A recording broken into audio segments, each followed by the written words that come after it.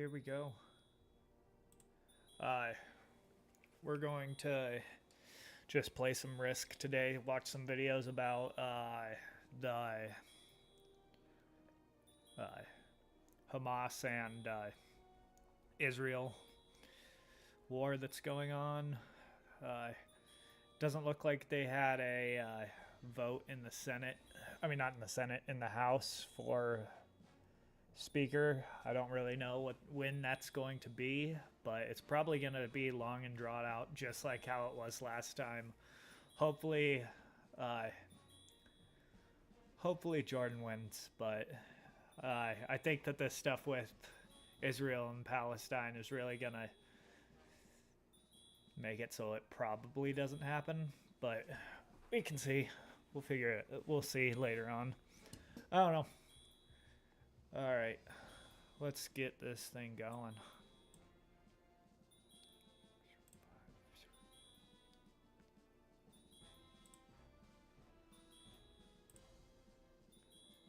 We'll watch a little bit of leftovers because I kind of want to see what Ethan and Hassan, because they're both, I don't know why they have Hassan on the Israel side of this and Ethan on the Palestine side. That's kind of weird because he's Jewish and he's a Turk, so it should be the other way around.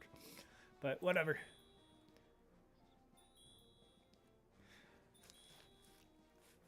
Study music theory, harmony, and ear training online with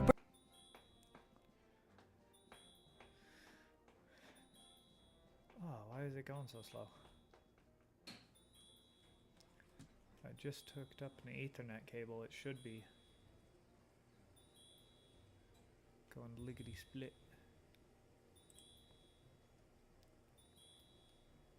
Berkeley's renowned faculty. Download your free. They're upset because they want them to respond harsher. No, right. thank you. It's crazy.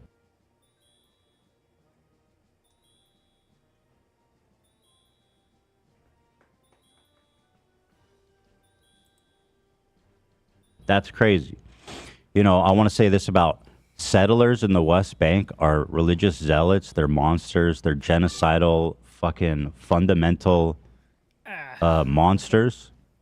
They are also, I would even say, you know, settlers, they're participating in this dangerous conflict. Okay? And they're putting themselves in this dangerous place. Now, I want to make it clear just while I'm on this point, the people who were murdered outside of Gaza were not settlers. Those were normal motherfucking people living normal lives, living on kibbutz and like communes, fucking communists, living like a peaceful life with their families. They were not settlers. Settlers are involved in this war, I believe. There used to be settlers in Gaza. The military had to forcibly remove them from Gaza so they could completely shut it off and begin sieges whenever they felt like mowing the lawn. Huh. I'm confused as to why this is going so slow. Why this keeps buffering. They're upset because they want them to respond harsher. Right. It's crazy. That's crazy.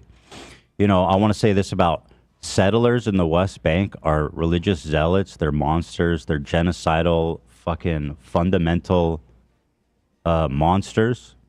Bro, they are also, I would even say, you know, settlers, they're participating in this dangerous conflict. Okay? And they're putting themselves in this dangerous place. Now, I want to make it clear just while I'm on this point, the people who were murdered outside of Gaza were not settlers. Those were normal motherfucking people living normal lives, living on kibbutz and like communes, fucking communists, living like a peaceful life with their families. They were not settlers. Settlers are involved in this war, I believe. There used to be settlers in Gaza. The military had to forcibly remove them from Gaza so they could completely shut it off and begin sieges whenever they felt like mowing the lawn. So, and anyway, the Israeli government enables the settlements. They encourage it with the express purpose of erasing Palestinian land and making peace. near as impossible as they can. So there's something important to mention here, important to acknowledge here. Oh, is this the I Rocky think that Mountains? That what you just described, especially in the West Bank, which is settler terrorism, at least according to international law, and it's fully understood to be an illegal occupation, demands constant I thought that military support, because you cannot, over the course of 75 years, build settlements and act like you are turning a blind eye to it, maybe sometimes halt it, maybe sometimes continue those operations of building said settlements, bulldoze homes, build roads that specifically partition off areas where Palestinians are supposed to be living on their own land in the two-state solution that has been reaffirmed time and time again. You can't have that be your peaceful coexistence project and not recognize that of course Palestinians see that and think, okay, well, what the fuck are we supposed to do? There's no Hamas in the West Bank, and yet the Palestinian Authority is like collaborating with Israeli security operations, giving up 14-year-olds that were throwing rocks and shit like that, while they're losing their land, they're losing their homes. The area, according to B'Tselem, which is an Israeli organization, the area of West Bank of all of the agricultural land and all of the partitioned off lands that have been expanded into through settler terrorism, which is completely illegal, went from like 10% in 1967 to more than 75%.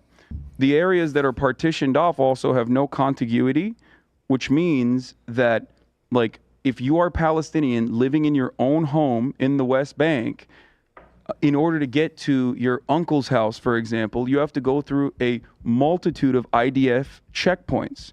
There are 2 separate license plates given to Palestinians living in the West Bank versus Israelis living in the West Bank. And I think many brave and very intelligent and very empathetic Jewish activists have talked about this in far better terms than I have. But one that comes to mind immediately is Gabor Mate, a Holocaust survivor.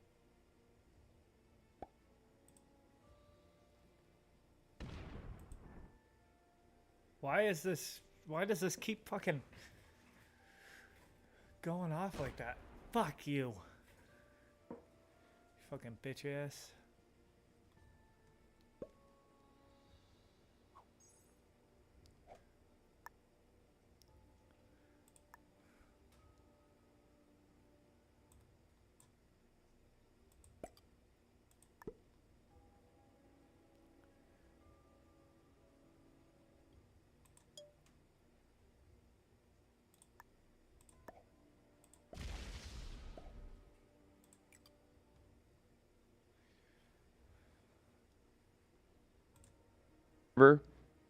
And a very famous physician, very famous doctor, where he said it best. He said he has friends that live in America and Palestinians that live in Canada that cannot return to their homes in the West Bank, that cannot return to their homes in even Israel proper, their family homes, and yet his friends, if regardless of whether or not they've ever lived in Israel, or regardless of whether or not where they're from around the world, can go to Israel and go specifically to West Bank and be able to sit on top of Palestinian land and own that land. That is horrifying. That is impossible to come to terms with. And I think that violence is a necessity in the maintenance of such a structure, which but not now that type many of NGOs violence. and even former Hamas officials, former Israeli officials are considering. Way too over, like way too over the line. You don't go raping and killing babies and shit. Okay, I saw this clip of a bunch of people who were protesting for Palestine, and they said they were yelling. This was in London. They were yelling, "Rape their daughters" afterwards, and it's like, that's so fucked up. That's not something that you fucking say or do or support. Like, what? No.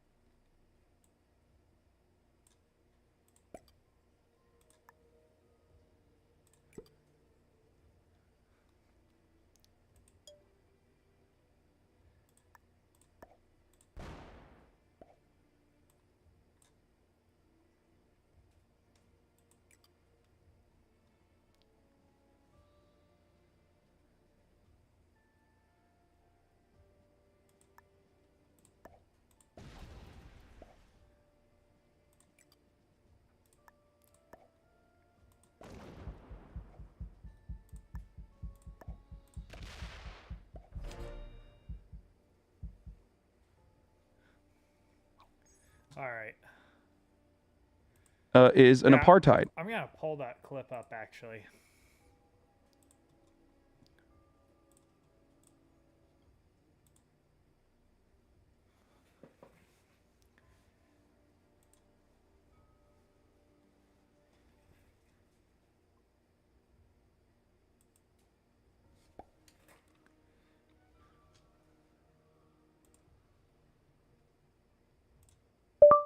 London,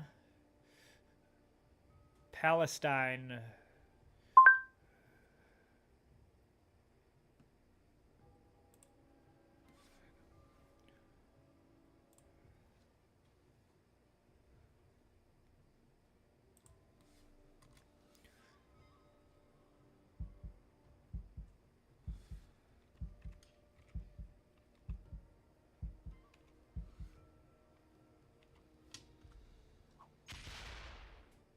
I don't know if it's here. Maybe I'll have to pull it up on something else.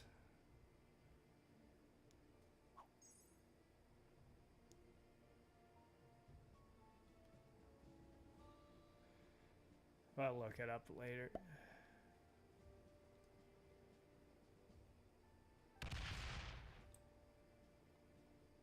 I'll look it up on Twitter later.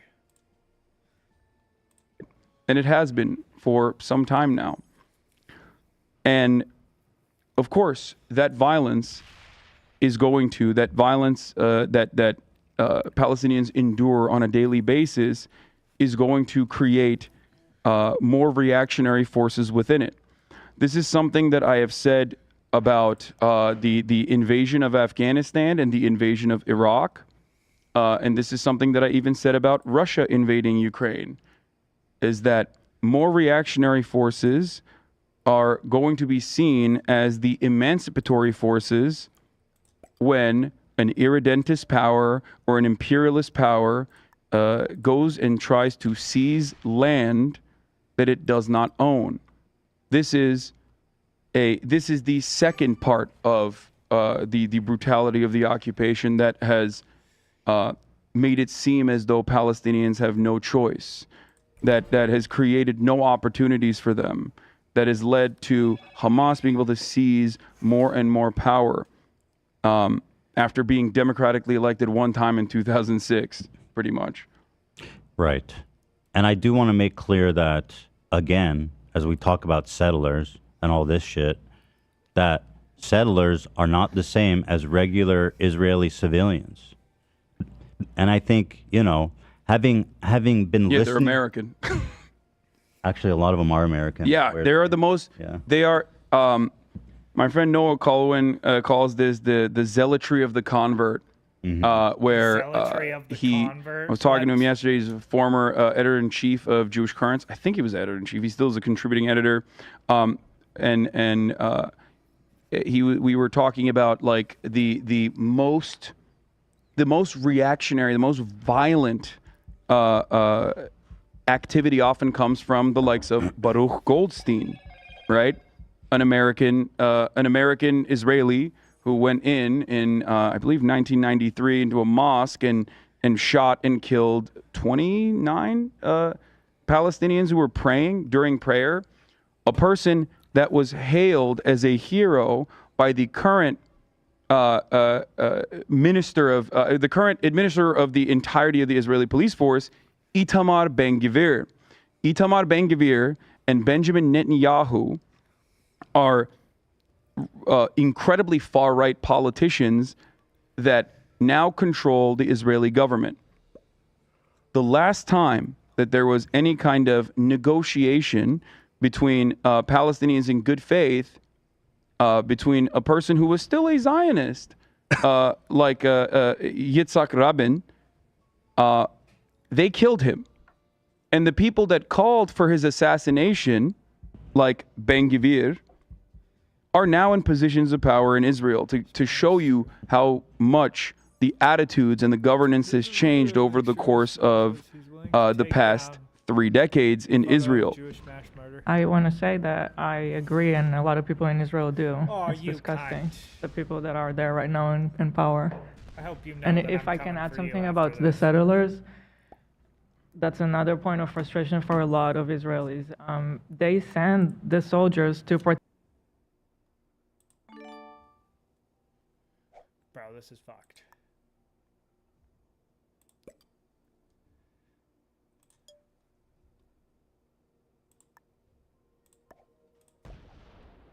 Why does it keep... I don't know if it's this video or if it's my...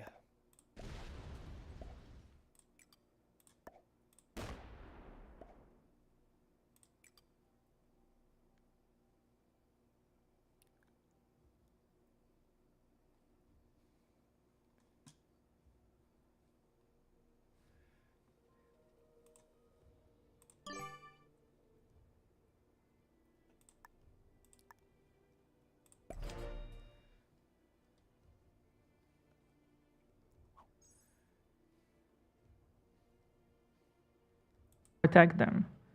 Soldiers that have to put their life on hold because the IDF is mandatory. They're just 18-year-old, they're children. They have to go and protect the settlers. The settlers don't go to the IDF. Orthodox people don't serve in the IDF. Fucking nice. Yeah, this It's is insane. yeah. Hold on. Sorry, go ahead. Orthodox I'm people done. don't serve in No, I was going to say that of the amount of people that Why? don't know that I've seen that IDF is mandatory service is crazy. Hila is not serving the IDF ideologically because she wants to fucking kill Yeah, I knew that it Gazans or was whatever bullshit people mandatory. always say about her. It's mandatory conscription. It's mandatory. Every Israeli has That's why to there's serve. organizations such as Why do IDF Orthodox Veterans not Against have the to? Occupation that are very that are organizations that I rely on when making assessments on what's Why going do on the ground in Orthodox Israel as well. Jews not have And to serve in here's the IDF? thing.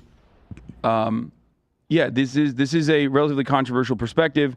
It's just that the official government attitude has oftentimes, or at all, as a matter of fact, ever reflected. 1 sec. All right. Israel law requires citizens to enlist in the army at 18-year-old. However, Jewish Orthodox community has a long-standing agreement with the state that members of this community will not have to enlist in the army, given its spiritual leaders' strong opposition. Huh. I'm gonna have to copy. Let's watch a video on this. I don't feel like reading because I'm in the middle of a game, but all right. 'Cause that seems crazy to me.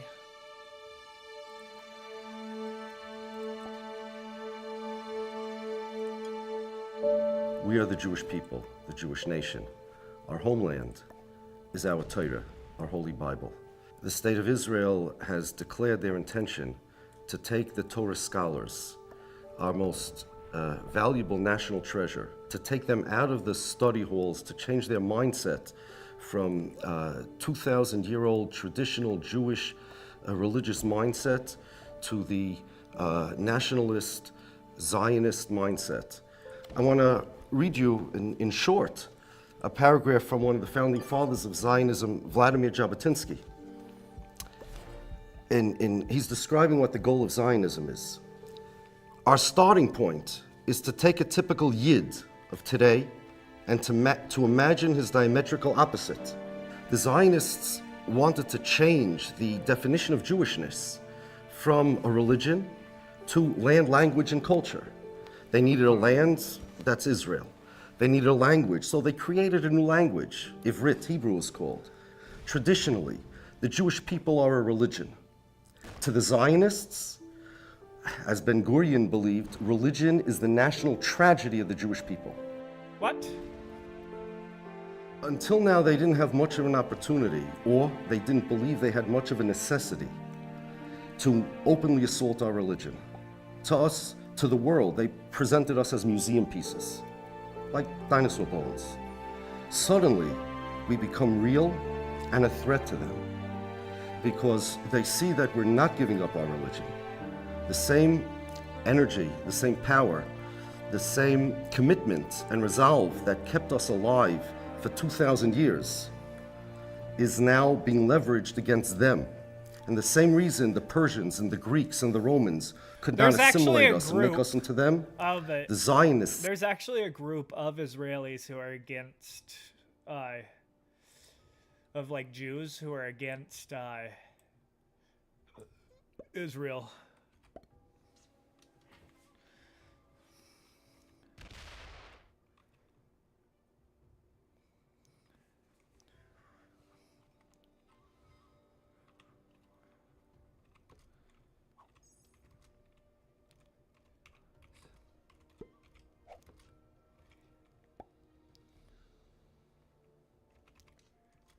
Oh, what?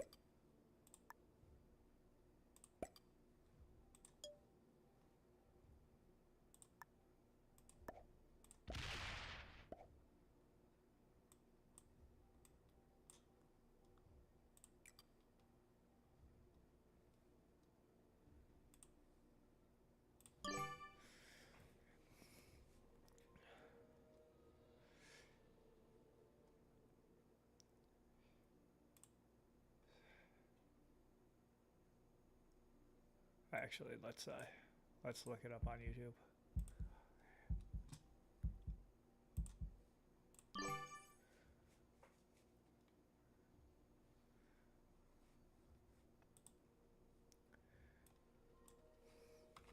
Let's finish this video and then we'll watch the... Now see, they can't make us into them either. So now they are attempting a more direct assault by trying to take our students out of the yeshiva, where they learn the Jewish values and the Jewish ideals, and put them into the Israeli army. Israeli army is not just an organization of self-defense. It's not just a military. It's a melting pot. It's a agent of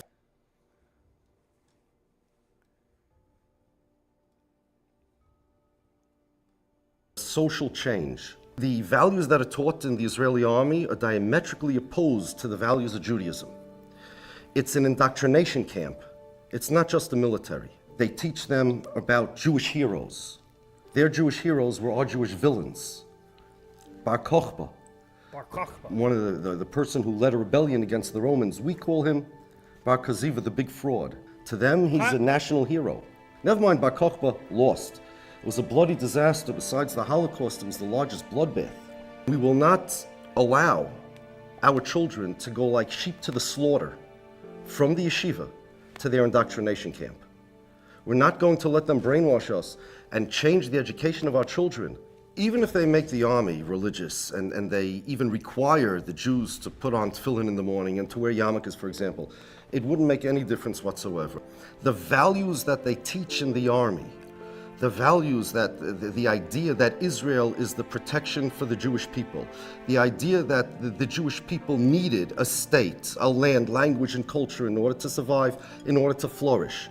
The idea, the very basis of Zionism that they teach, the very basis of the purpose of the army, is diametrically opposed to Judaism. If not for the indoctrination attempts, they would give us a divinity exemption like they've been doing until now. And it's not the generals that are coming to say, okay, we have to draft more soldiers. It's the politicians.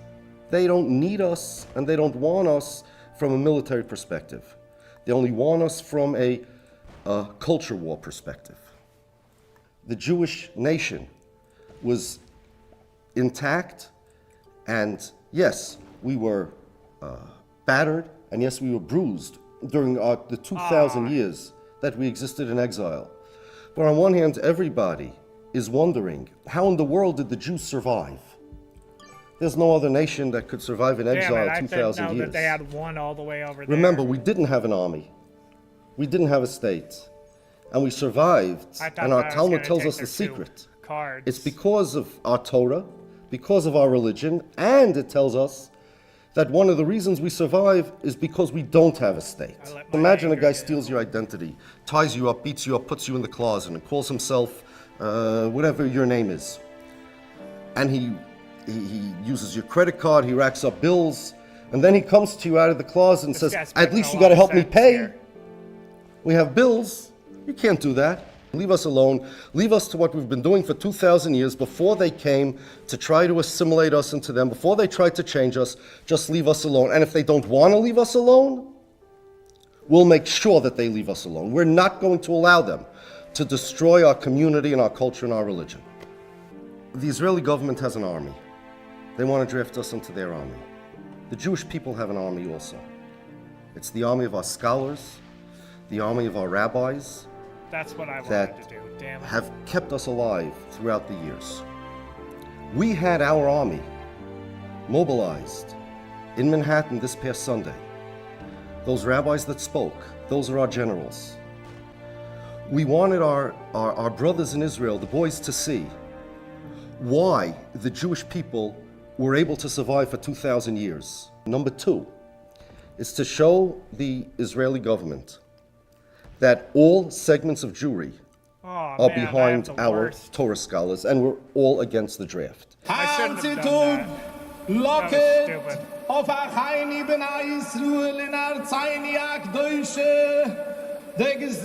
That was stupid that I did that. I shouldn't have let Who's der einzigste Ziel ist, lehashkicham teuru seichu, ila viro malchikaire zunechu. Wegen dem rief mir ins Haus, handrisch heute stammes, tuf schien an Himmel. Shma Yisruel, atem kirayvi mayoim lamel chumu aloi weichem. In sommer hand ungoib mamel chume kiweide, leman kvoid Hashem betoirusoi, I b'shaim Hashem nase v'natzliach. The message was, this common cause is so important. We are the rabbis themselves, hands-on. We're going to get together and we're going to join our voices in a chorus and tell the Israeli government, we have an army too. Ich habe gehört von einem Soldaten, was inne wenig, was sagt, gesagt war mit Endigung, mit Gius Bnei HaYeshivas, was anfangen mit Gius Bonis. Also haben sie gesagt, dass sie Kuloi noch das Sinne verteugt, auf Oikel sein, auf Oikel sein, auf Oikel sein, der Teure und Oikel sein das. We hope the Israeli government will get the message that they're up against the same force that has kept the Jewish people alive for 2,000 years. We're here to tell them that they can declare war from today till tomorrow. We're not waving the white flag.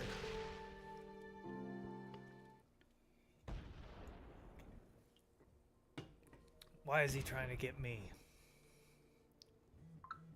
The NHL on ESPN Plus. Knowing where the season's biggest events can be seen means knowing you'll never miss one. So, y'all ready to get... Oh, you this dick.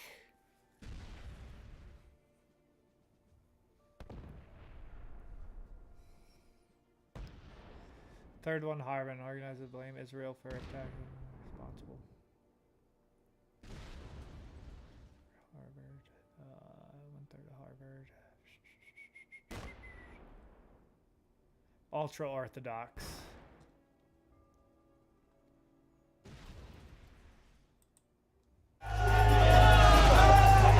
אסור ללכת לצבא גם אם הוא כן לומד או לא לומד. אפילו אם זה נחל חרדי, כאילו מיועד לחרדים. It's a whole different army. When you come in Orthodox, it's with a different head. Coming to serve God. 20% of young men lose their religious identity while in the army. That's not a percentage which the Haredi world would be willing.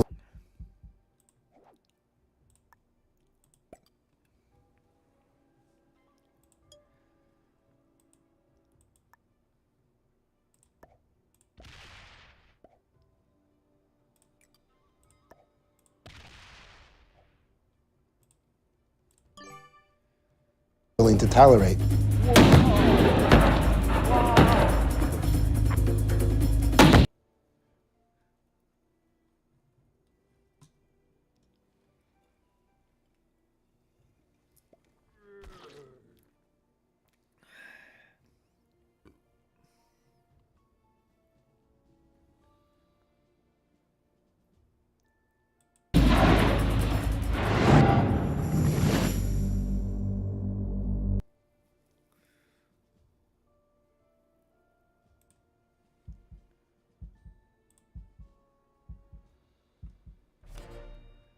I don't get why the fuck.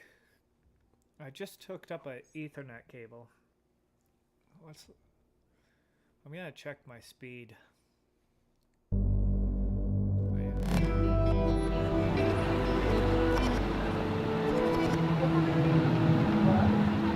We're in Jerusalem, and recently these streets have been the scene of violent protest and riots, but there hasn't been a Palestinian in sight. Instead, it's the Orthodox Jewish community who are furious with the army for trying to send their sons to war.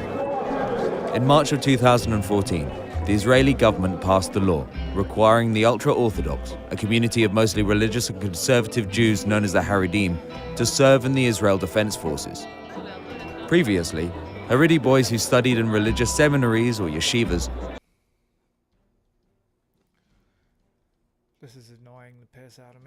were exempt from Israel's universal conscription law, which requires all citizens from the age of 18 to serve in the army for 2 to 3 years.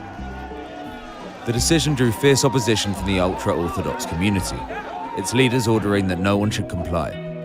I guarantee you it's not going to happen. No yeshiva student will serve in the army by coercion. He'll leave the country, he'll go into hiding, he'll go into the underground, or he'll go into jail. We saw this sentiment echoed throughout the Haredi neighborhoods as anti-IDF posters were put up. The poster is showing how the Israeli government is forcing the religious Jews to go to the army, but the army's values are not that of the yeshivot. There are many things in the army that go on that are, for a religious Jew, not permitted. And that's what you're seeing in this picture, that the religious Jew feels like he's being pulled into the garbage, being what goes on in the army is like garbage to us. The ultra-Orthodox have always sheltered themselves from the influence of the secular world, including the military. This goes back to the very beginning of the State of Israel, when David Ben-Gurion struck a deal with the Haredi community, allowing yeshiva students to forego military service as long as they remained in the yeshivas, protecting and preserving the Jewish religion. The exemption has never been popular with the secular community, and through the years, there have been attempts to try and find a compromise, including a deal struck with the IDF and a group of Haredi rabbis that created the Netzah Yehuda, an ultra-Orthodox battalion made up of volunteer soldiers. But as the Haredi population grows at an exponential rate, what started as a privilege granted to less than 400 Haredi boys has become a loophole for nearly 60,000.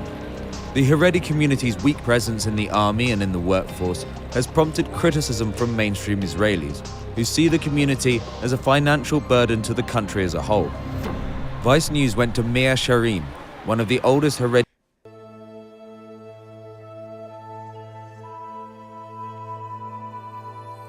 neighborhoods in Jerusalem, and the site of many anti-military protests.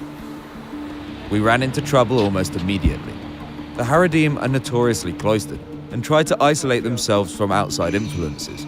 Our being in the neighborhood was no exception to this rule. Go home. What do you mean? I am home.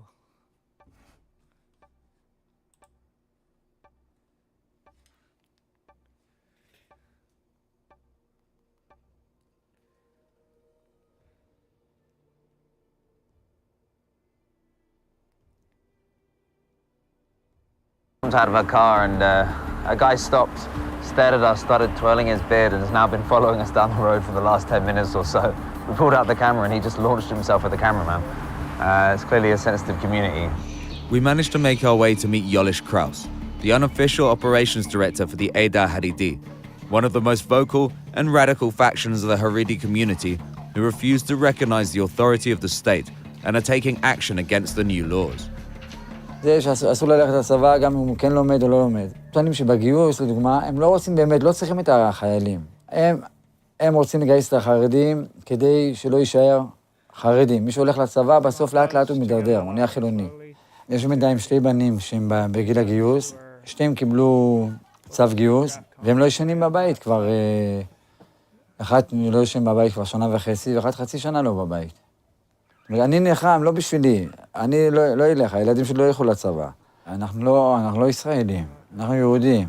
אין לנו שום קשר למדינת ישראל. אנחנו עם ישראל. מדינת ישראל ועם ישראל זה שתי דברים. אנחנו במתקפה כל הזמן, לא רק בגלל הגיוס. בזמן האחרון זה מאבק מי ישלוט. אני טוען שבסוף החילונים יפסידו במאבק. למה? זה רכבת שדוהרת לתהום. זאת אומרת, זה יורד. עכשיו, אנחנו גם ברכבת הזאת, רק אנחנו נזהרים להיות בקרון האחרון. זה מודעות של ה-15 שנים האחרונות, שכל סוגי הרבנים, ספרדים, אשכנזים, ליטאים, חסידים, כל סוגי הרבנים שאמרו שאסור ללכת לצבא. The Haredim, who practice strict observation of Judaic law, which requires the separation of sexes, keeping kosher, and shunning most modern technology, are at odds with secular society. Above all for them is preserving the study of the Torah. We spoke to Jonathan Rosenblum, an expert in Torah study, to see if he could shed some light on the conflict. We are a small community in a modern world which is not generally hospitable to religion. The yeshivas are not just another institution in the society. They are the pupil of the eye of the Haredi world. And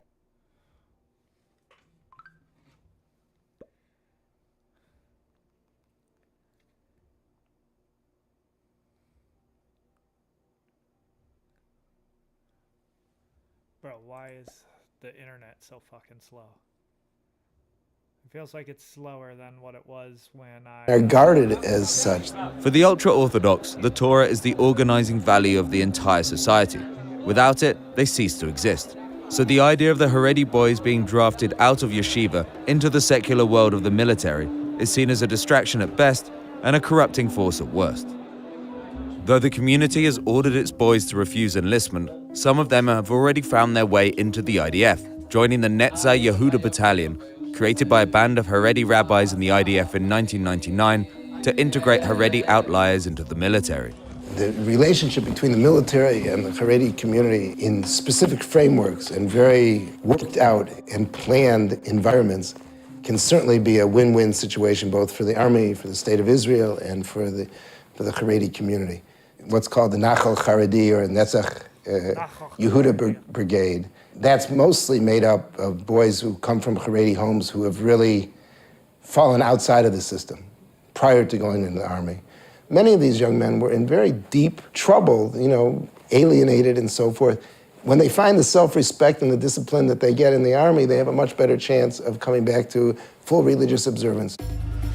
So, from those who stray from the righteous path, the Netzeh Yehuda seemed like an ideal alternative. The IDF was keen to show us just how ideal by taking us to meet the battalion. We were curious to find out if the recent furore over the new law would affect even this group of Haredi men, a group the IDF sees as a...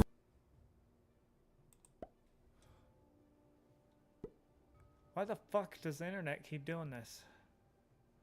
I almost want to restart my PC, bro. To see if that's it, but I don't want to end the stream. Rare success story in the effort to integrate the religious and the secular. So we're driving through the Jordan Valley. We're on our way to meet the only ultra-Orthodox battalion in the entire Israeli army. We're going to be spending the day with them in the desert, watching them running drills, shooting guns, saying prayers, just finding out what their day-to-day existence is like.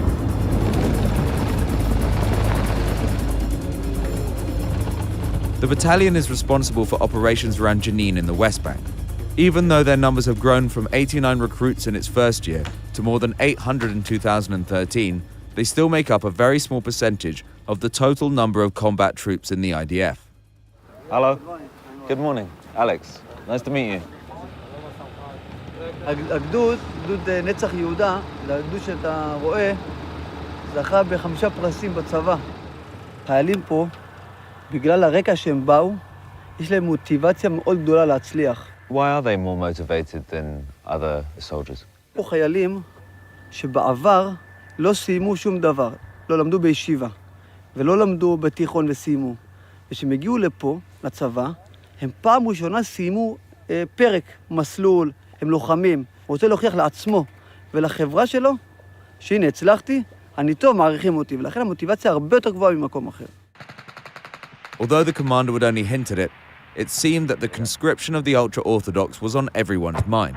But at least within the battalion, there seemed to be a balance struck between military service and religious observance.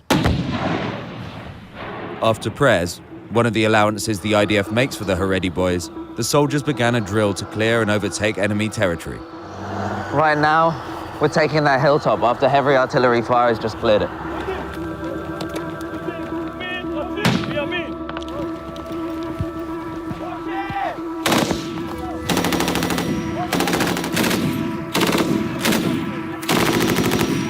But we've taken this hill, and now we're going to take them on.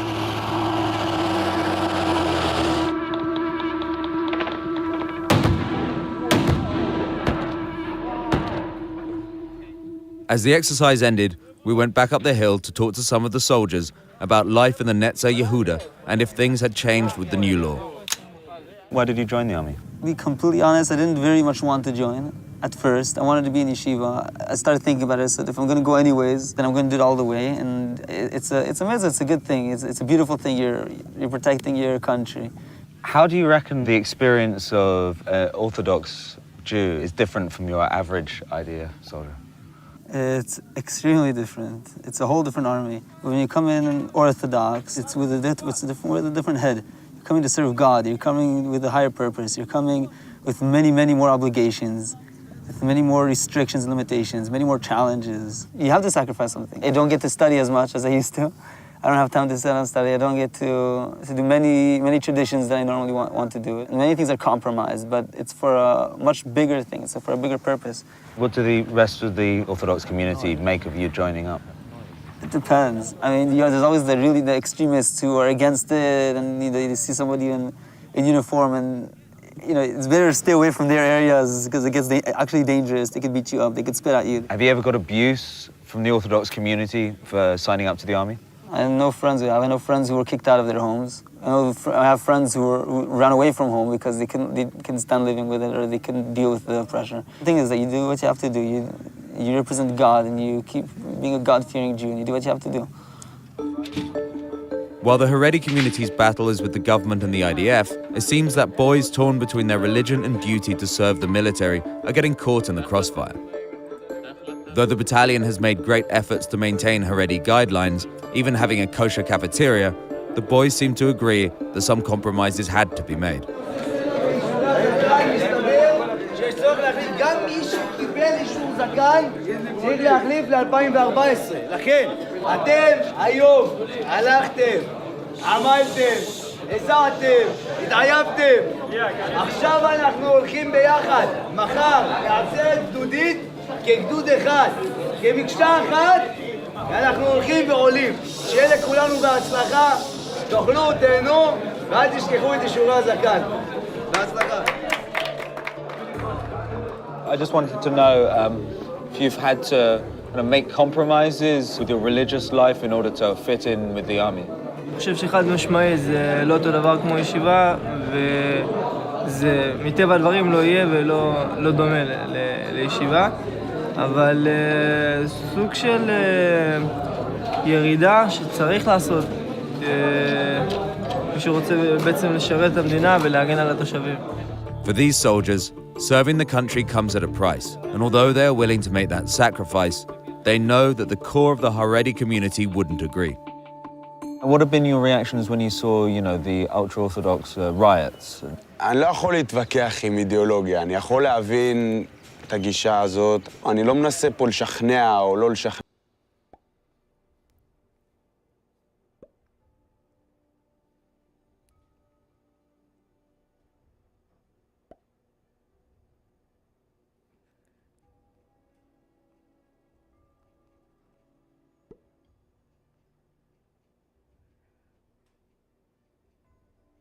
מישהו. אני עשיתי את מה שמתאים לי. חברה שבה אני הייתי חי זה נחשב צד יחסית חריג. זה היה קצת קשה בהתחלה מבחינת המשפחה, אבל בסוף למדו לחיות עם זה. Can you explain to me why it wouldn't be easy for your family? All right, let's watch this now. Did any kind of attitude within the Israeli population as it has either deliberately or in secret continued the settler expansion protocols since 1967 especially. So that's basically burning the candle on both ends, okay? On the one hand, you're telling Palestinians, hey, if you collaborate with us, we are still going to have these psychotic American settlers come to your uncle's house and take it away from you, bulldoze your house, partition your neighborhoods, okay, and set up a two-tier checkpoint system that B'Tselem calls, like I said, the I wish permit. that they had time stamps on this so that I'd be able to see what they're talking about. I don't know, I'm kind of... Oh.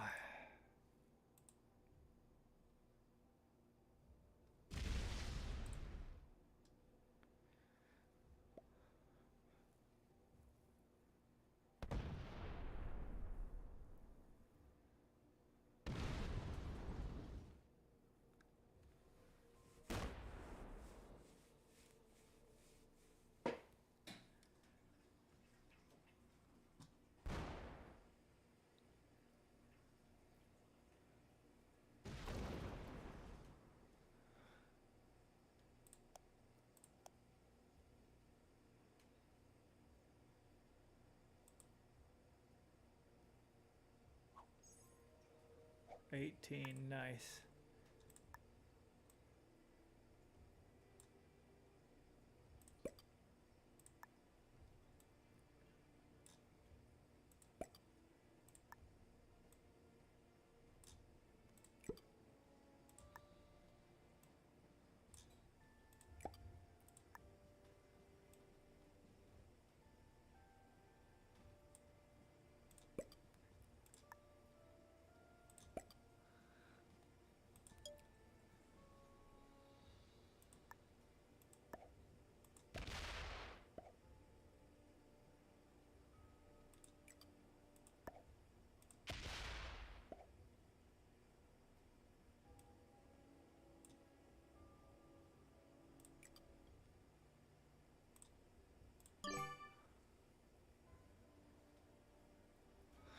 Bro.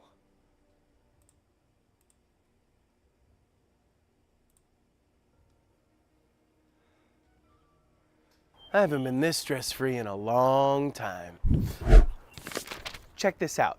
My electric bill hasn't gone up all year.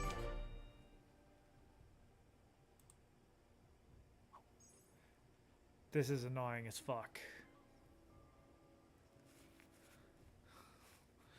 What the fuck? Bro.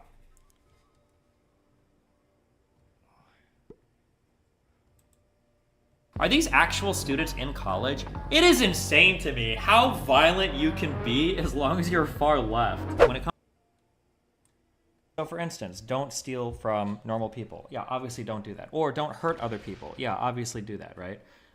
The things where your values become a lot harder are when people that you're ordinarily aligned with seem to have understandable justification for doing things that you probably shouldn't be okay with to people that you really don't like. Dick. These are like your huge tests of, do you have a consistent set of principles and values that you apply dispassionately across all situations, or are you just a partisan hack and it's okay when your people do bad things and the other people don't? Thanks for your conviction on the situation, honest takes and all. It's really heartwarming to hear it instead of the silence and glee of the slaughtering of us here in Israel. Well, no problem, buddy. All right, I'm gonna take out. I was trying to think of an edgy joke, here. but probably not. I think that there are really good reason. There's good reason to condemn Hamas and their actions, and there's bad stuff that they've obviously done that we can see on video. I don't know right now if any baby heads were decapitated. I know that there was, I think, They at did least kill one babies, Israeli though. spokesperson that said it, but we don't need I have decapitated heard that baby the heads for everything that's decapitated happened to babies be was a horrible. lie, but I Don't don't die know on if the that's true hill or not. of decapitated baby heads. You super don't need to do that. You don't need to do it. It For might be real? true, it might not, but that's not where the fight has to be. Don't let people take it there, okay? Whether that's true or not, it's not even relevant to anything that's happening, okay? Just saying, all right? This is like, I don't know, no offense to my Jewish compadres in chat. I trust, call me a cuck, call me a globalist cuck, but I trust international groups reporting about things, and I actually do have decent trust Aw, in damn it. US I really wanted that. intelligence reporting You on things dick. and verifying things. I would not trust a video that Hamas publishes just by them saying it, and I don't think I would trust a video that Israel publishes without some third-party verification. That's all I would say.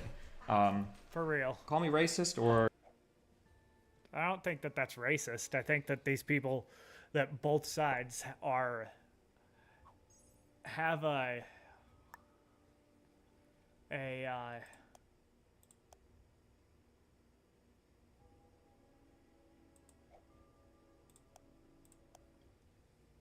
or global or whatever the fuck you xenophobic against the Middle East.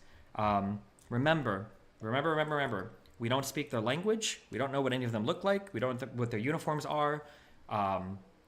When all those videos were flying around during the Syrian during the Syrian refugee crisis, there were so many videos that got thrown up of Syrian FSA fighters torturing innocent, blah, blah, blah. And it was like from the Afghanistan war, like 10 years earlier. Or it was like videos from Iraq, or it was videos from Libya, or it was like, you have to just be really, really, really careful that stuff like that can fly around on the internet and you have no fucking idea like what's true, what's false. Always wait for third-party verification. It's just so important. There's zero advantage. There's no reason that you have to have a take or an opinion on a video that's unverified. You don't gain anything from it. There's no reason for it. You can wait for verification. That's all I'm saying. Oh, this one's fucking insane. I don't know if this is legit or not. Rip. Oof, they lit that fucking thing up. Look at the traces. This one is literally Arma 3. It's fake. It's Arma. Oh, god damn it! Do you think the Middle East will unite against Israel? They always have been. Always has been. Where's the two guys shooting? Anyway, yeah, I don't know. I was gonna say, you know what? No, I will say, how many people live in Gaza? Is it 2 million people? Because I was gonna say, why can't these other Arab states take in their brothers? Although people in Palestine really don't like to be called Arabs. They are only even though they used to be called Arab Palestinians, they do not like the word Arab, okay? They're only Palestinians. But I was going to say, why don't any of these other Arab states take other people? But then I was like, well, is that really fair? It is 2 million people. That's a ton. But then, you know what? How many people did Europe take in during the Syrian refugee crisis? Wasn't that 5 million they plus? want How many to have refugees Europe Hamas took in leaders come into Syrian their refugee crisis? into their countries and then get invaded because European countries host over 1 million Syrian asylum seekers. Is that leaders today? of Hamas I thought it must have been more at the height of that. No, I thought Syria's population, or like Israel to come am I in. Crazy? Maybe not exactly us, but why did Israel, I think that there were for like sure. 5 They or don't 10 want million people that anything fled like Syria? that I thought it was an happen, insane so amount of people. I Am just making understand that why up? they wouldn't want to Or take actually, they any, could have gone to other places besides Europe. Oh, okay, yeah. Jeez, okay. I thought I was way off on scale there. The Syrian Arab Republic's crisis remained one of the largest displacement crises in the world in 2022. Over 12 million Syrians remain forcibly displaced in the region, including 6.8 million within Syria and 5.4 million living as refugees in other countries. Okay. So that was over 5 million from Syria.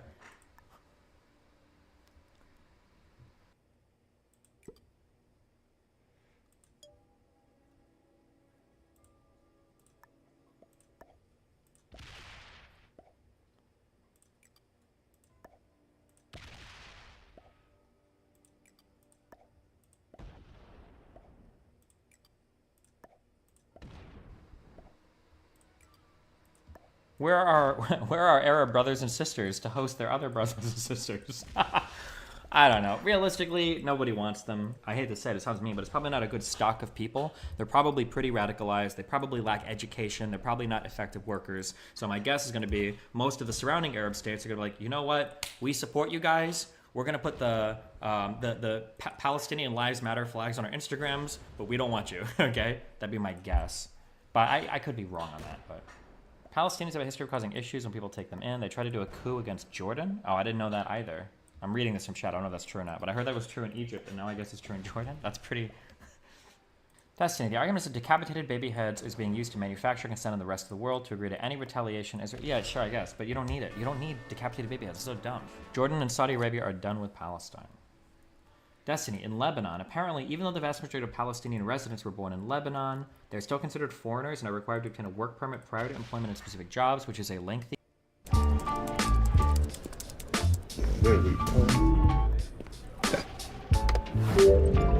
Foul too big.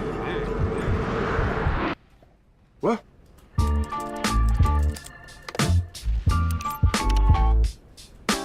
The administrative process, damn. I haven't heard a good argument yet for why Egypt has that border closed. I hear a bunch of cope, and I hear a bunch of bullshit. I hear, well, in the past, the Muslim Brotherhood and Hamas were really bad towards Egypt. Okay, well, doesn't that argument apply tenfold in Israel? And then I've also heard, well, Egypt is very unstable right now, and taking on refugees might be upsetting to the country. Well, okay.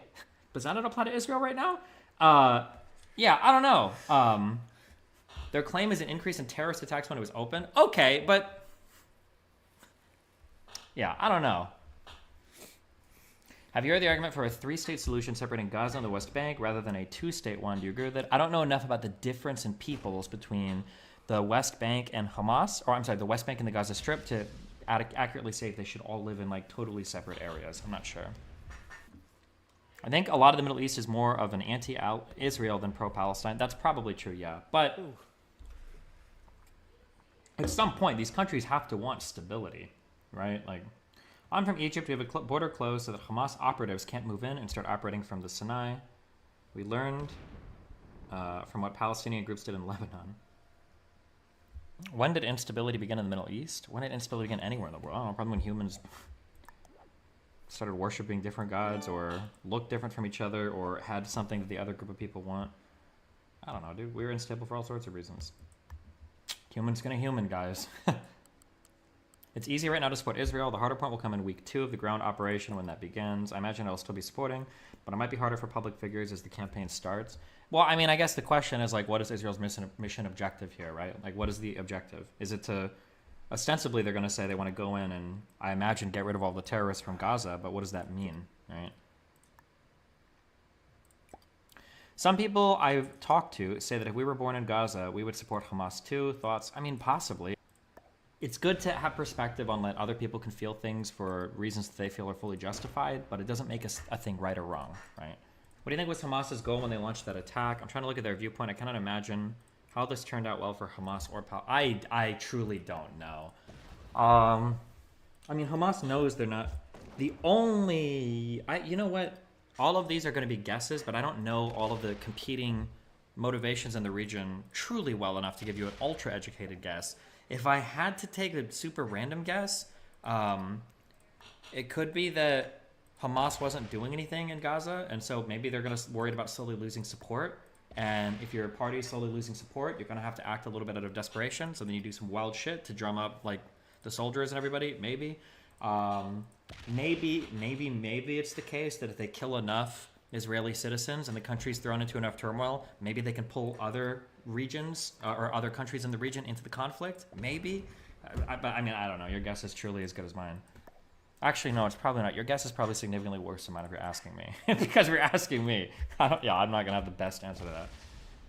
Should Israel just recapture Gaza and incorporate it back while moving the residents to the West Bank?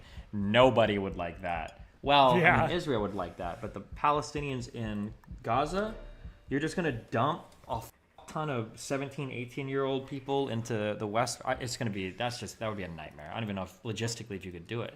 2 million people? Have that number of people ever been moved like from one area to another that quickly before? So crazy. Sure. I don't Maybe think some example like that would be insane. That would be possible, honestly. That's a lot of people to move. Syrians to Lebanon. Okay.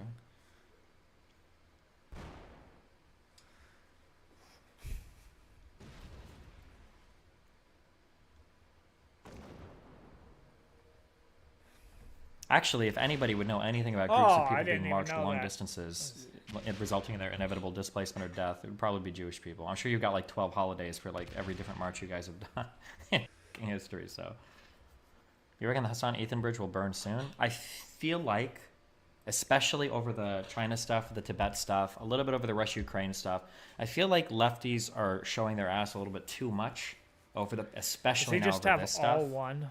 I feel like we're starting to see it. Okay, it's happening. Off topic of Crush Shapiro, but if a Vashburg Shapiro would happen, I think that'd be hilarious. Yeah.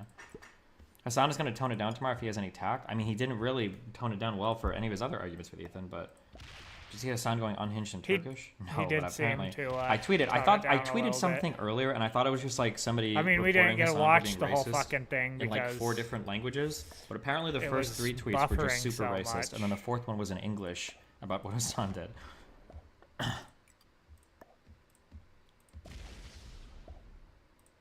Yeah, I have no idea what any of these words mean. I just assumed it was the same message 4 times. But then people on my subreddit were like, "Oh yeah, Destiny probably just hates."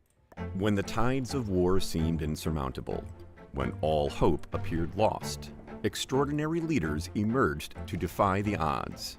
The Savior Generals. Introducing Victory and the Savior Generals, a new ebook by historian and Hoover Senior Fellow Victor Davis Hanson. Are you ready to unlock the secret of history's most remarkable leaders? Good game. Witness how these exceptional leaders harnessed innovation. It's all Arabs now. It's like, what? How long have you watched me? Okay. Jesus. If the Ethan Bridge burns, Hassan's going to be forced to start debating people to save his stream members. He'll never do that. Hassan can't. He doesn't have the ego for it. He won't. He'll just keep streaming on Twitch. He'll be okay. It's not going to shit up too much, I don't think. Do you think he would disagree with Ben Shapiro about the Israeli and Palestinian conflict in any way? I don't know. I'd have to see his takes. My guess is he probably leans harder into the Israeli side than I would. That'd be my guess, but... darn it. At GW tweets, SJP maintains unwavering support for our people's resistance in all form. What is this? Students for Justice in Palestine. GWU, Students for Justice in Palestine, stands in full support of the liberation of our homeland and our people's right to resist violent 75-year-long colonization. Also, yeah, remember, when they say 75-year, they're talking about, like, creation of Israel there. They're not talking about the 60... What are people saying? Is it the 67 or 64 borders? They're talking about, it's 67. They're talking about the elimination completely of Israel, yeah. Over the past few days, Palestinians in Gaza and across occupied Palestine have mobilized against the Zionist entity, seizing settlements imposed on our land in violation of international law. The first time in our history, Palestinians have reclaimed land that was ethnically cleansed from. Palestinians reclaimed land that we were ethnically cleansed from in 1948. Over 50% of Gaza's population is under 18 years old. The vast majority of them have never been outside of the colonial prison walls, have never set foot on a single inch of the land that their families were violently ethnically cleansed from. This past weekend, we witnessed them breaking free, tearing down the prison walls, and making it known to the world we will be caged no longer. Are these actual students in college? It is insane to me how violent you can be as long as you're far left. They're probably all white too. What is the state? GW tweets. George Washington University. Funny imagining that like my BLM protesters tweet like had the entire left-leaning internet like up in an outrage, but like student bodies are like openly tweeting base Palestinian murders. Yeah, like it's actually like it is unhinged. It's not only at Harvard. I've reviewed the Twitter and Instagram accounts of Yale, Princeton, Columbia, Stanford, Dartmouth, and Johns Hopkins. Not a single one of them has issued a statement about the atrocities committed by Hamas. Is that true? War in the Middle East. As the events of recent days continue to reverberate, let there be no doubt that I condemn the terrorist atrocities perpetrated by Hamas. Oh, so they made a statement. I wonder if this came after the guy's tweet. Such inhumanity is abhorrent. It's kind of weird, actually, yeah, because wait, didn't those attacks happen on the 8th? So this is the 10th, but... Let me also state on this matter as others that while our students have the right to speak for themselves, no student group, not even 30 student groups, speak for Harvard University or its leadership. We will all be well served in such a difficult moment by rhetoric that aims to illuminate and not inflame, and I appeal to all of us in the community of learning to keep this in mind as our conversations continue. Oh, and then on October 9th, it said, we write to you today, heartbroken by the death and destruction unleashed by the attack by Hamas that targeted citizens of Israel this weekend, and by the war in Israel and Gaza now underway. Well, this is on the 9th. That's a new statement. There was backlash from the one on the 9th. Wait, did they have another one on the 9th? What was the other one on the 9th? Wait, show me. Do you have a link to that? I'm curious. Large numbers of Harvard student organizations blaming Israel solely for Hamas terrorist attacks killing 700 civilians. Can't imagine who would... No. I want to see what he says about this. Ah, damn it.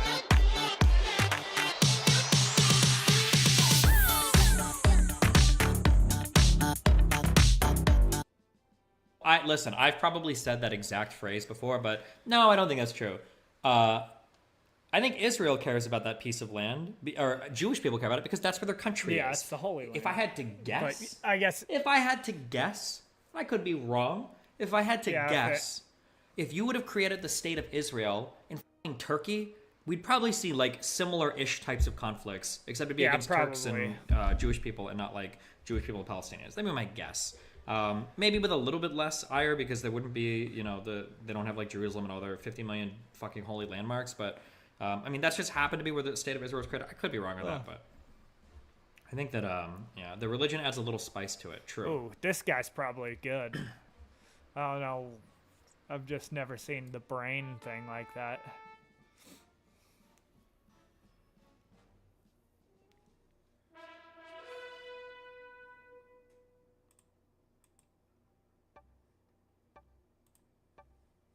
Do you think this could actually turn into World War III when other groups all of a sudden get really confident?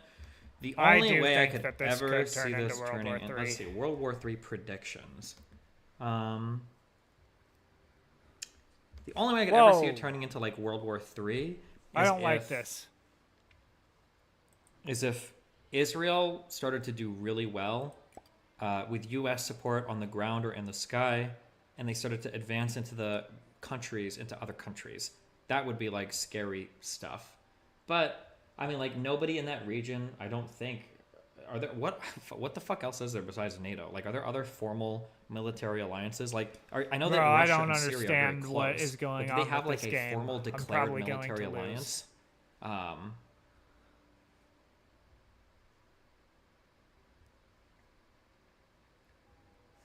People are saying CSTO. I want to be honest, I've never heard of that my entire fucking life. Let's look up. The Collective Security Treaty Organization is an intergovernmental military alliance in Eurasia consisting of 6 post-Soviet states. Armenia, Belarus, what you can see where they- Kazakhstan, Kyrgyzstan, where mine Russia, are? and Tajikistan. Okay.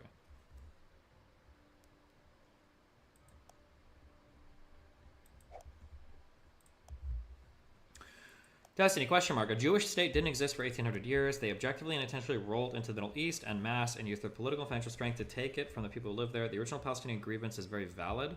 I mean, no, I don't think it is. They lost World War I. All their territory got taken from them. I mean, what do you want to... The British had the mandate on how they wanted to govern that territory, just like the Ottomans had before then. The Palestinians only existed in that at the pleasure of, like, the Ottoman Empire, right? And then it was up to the rest of the world to figure out what to do afterwards. I don't think you can say that your grievances for all past land after wars have been lost are legitimate grievances that you can, like, enforce with violence in modern-day situations. I don't think that, but, I mean, there might be a really good... answer, or there might be a really good reason why what I'm saying there is not true. Maybe there are good reasons, but yeah, I don't know.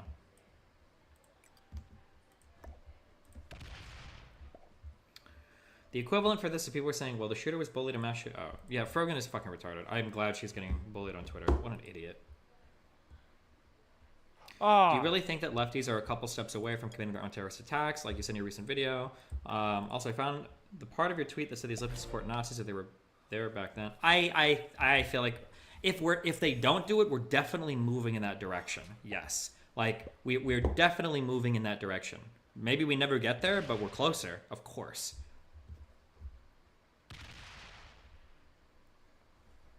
This is so confusing. Why has the international community never criticized Israel for expanding into areas given to Palestine in the 47 partition plan? Because as soon as Israel moved in, as soon as Jewish people moved in, everybody's trying to, even in the original plan, I think the Palestinians in the area tried to kill the Jewish people that came in.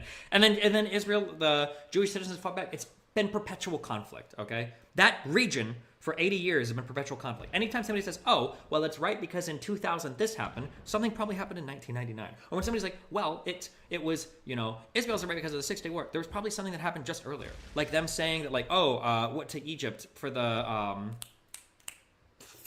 it's not the Jordan River, for the other thing where Egypt was like, we might blockade this, and Israel's like, you're gonna blockade it? We're gonna preemptively fuck your shit up then, right? Like, everybody's been fighting constantly. Don't ever let somebody link you one thing and go, this is why it's like this. It's been a back and forth constantly for years, for decades, okay? Since the creation of that state, yeah. But also this whole region of the world, from like Rome and Greece to the conquests and the Crusades and the Empire, like everybody's always like, people just like to fight, okay? In this region of the world. Why do people keep linking this? Integration of Hamas terrorists. Warning, this is, interrogation. You keep typing this wrong, dipshit. Bro, I saw this video earlier. I'm sorry, I don't like to sound mean, but if Israel puts it out, I don't believe it until I get third-party verification. And you should have the exact same feeling as me, I think. Same thing with Palestine or Hamas. When Hamas puts out a video, try to wait for third-party verification. Wait for international groups, wait for another country, but I wouldn't trust anything that either of these two sides put out because they have a highly vested interest in making the world support their cause. They both have interest in lying. Haven't you heard about the leftists trying to order pizza during Occupy Wall Street? They won't be able to organize attacks coordinated because they cannot even order pizza. I mean, bro, there's a lot of these people and they don't have to be that coordinated. I mean, you could argue that a lot of the BLM rioting was like a form of, I wouldn't call it terrorism. That's kind of extreme. But like, you could make arguments that like that type of violence could be possible, right? I'm just saying that like your eyes are closed to the world. If you see like first leftists are saying, well, actually all whites are evil. It's like, okay. All whites are colonial settlers. Okay. Sometimes if you're black, rioting is actually based. What went wrong in our culture? Start here. The fear, the anger, the shouting, the silencing. Cancel culture has spread like wildfire on college campuses. But now... Okay. Even if you're stealing things like shoes, okay, whatever. Also, all of these countries are built on colonial and settler violence. Like, okay. When Hamas does terrorist attacks against all Jewish people, all of it can be justified. Like, okay. Like, the next step of that is that, like, attacking Jewish people or pro-Zionist people in other countries is also based. Like, it's such an easy next step. It's not even, like, a big leap of logic. So for people to be like, oh, no, this will never go anything further, when people are already justifying terror attacks right now, I think that's, like, pretty silly. I think you have to be think you have to be a little bit aware of the direction of things.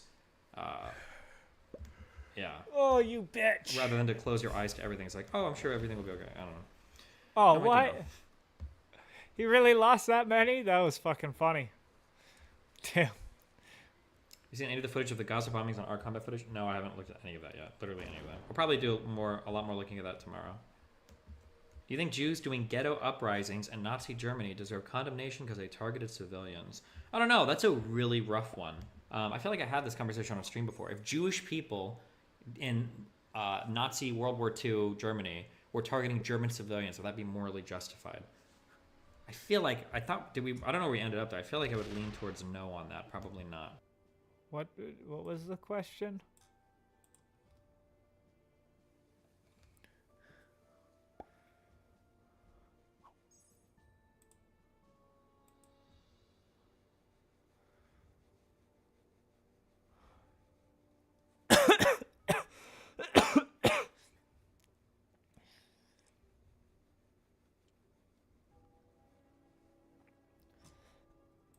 The direction of things.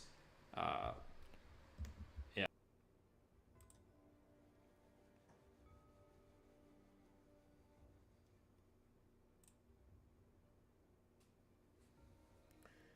Bro, this is fucked. I'm gonna have to like hard reset my computer and see if it's that, because I just plugged in an Ethernet cable, so maybe it's Yeah. like Rather a than to little close your fucky. eyes to everything. It's like, oh.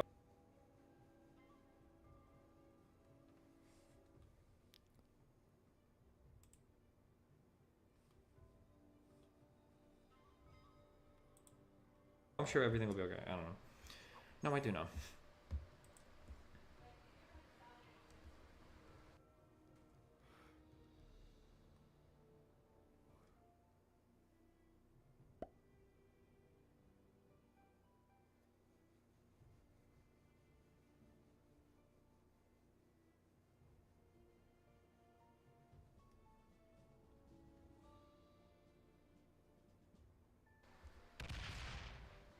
You seen any of the footage of the Gaza bombings on our combat footage? No, I haven't looked at any of that yet. Literally any of that. We'll probably do a lot more looking at that tomorrow. Do you think Jews doing ghetto uprisings in Nazi Germany deserve condemnation because they targeted civilians? I don't know. That's a really rough one. Do Jews doing ghetto uprisings? I mean, I guess I don't know much about the Jews doing ghetto uprisings, but if they're just targeting random civilians who weren't involved that much, then yeah, they do deserve condemnation.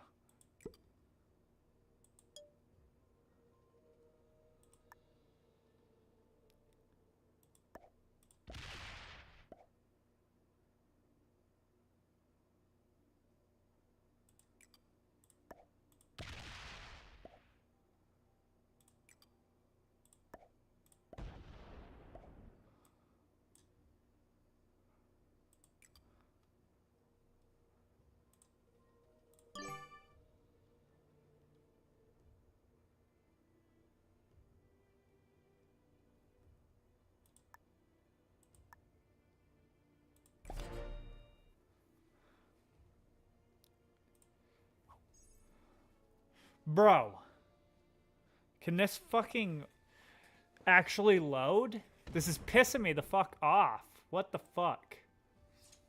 Hurry I feel up. like I had this There conversation we on go. stream before. If Jewish people in Nazi World War II Germany were targeting German civilians, would that be morally justified? I feel like I thought. I don't know where we think it ended up would there. be I feel like I would lean morally towards no on justified. that. Probably No. not. But there are like esoteric arguments to be made about the responsibility of voting, which is also interesting. Like if you vote for a particular policy, are you morally responsible? Yeah, I don't know. But you could say at the end Do you think of that leftism during is Nazi inherently Germany, violent it because wasn't so many really that they hierarchies are voted considered all acts of of that violence? A little to bit. happen. Leftism does a really good job at justifying violence. Not to pull a Vosh here, but again, if you were to look at Hitler didn't get voted in. He seized power by force. No, that's not true. Yeah, I don't think that's a good reading of what happened in Nazi Germany. I think it is a far more realistic and sobering view to look at Hitler as a character that, using governmental systems, slowly unraveled democracy until he got basically the power that he wanted.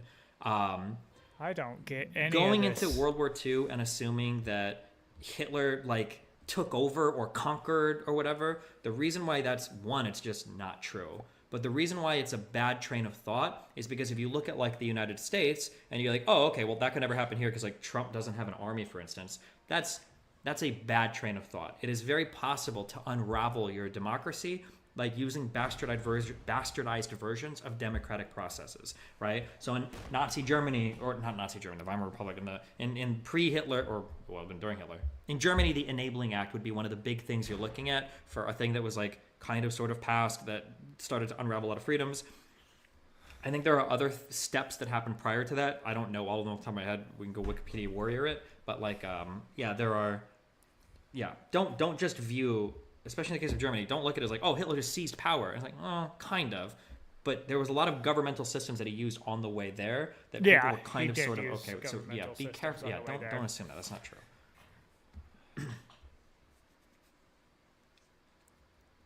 Also, don't ever forget, okay? Don't ever forget,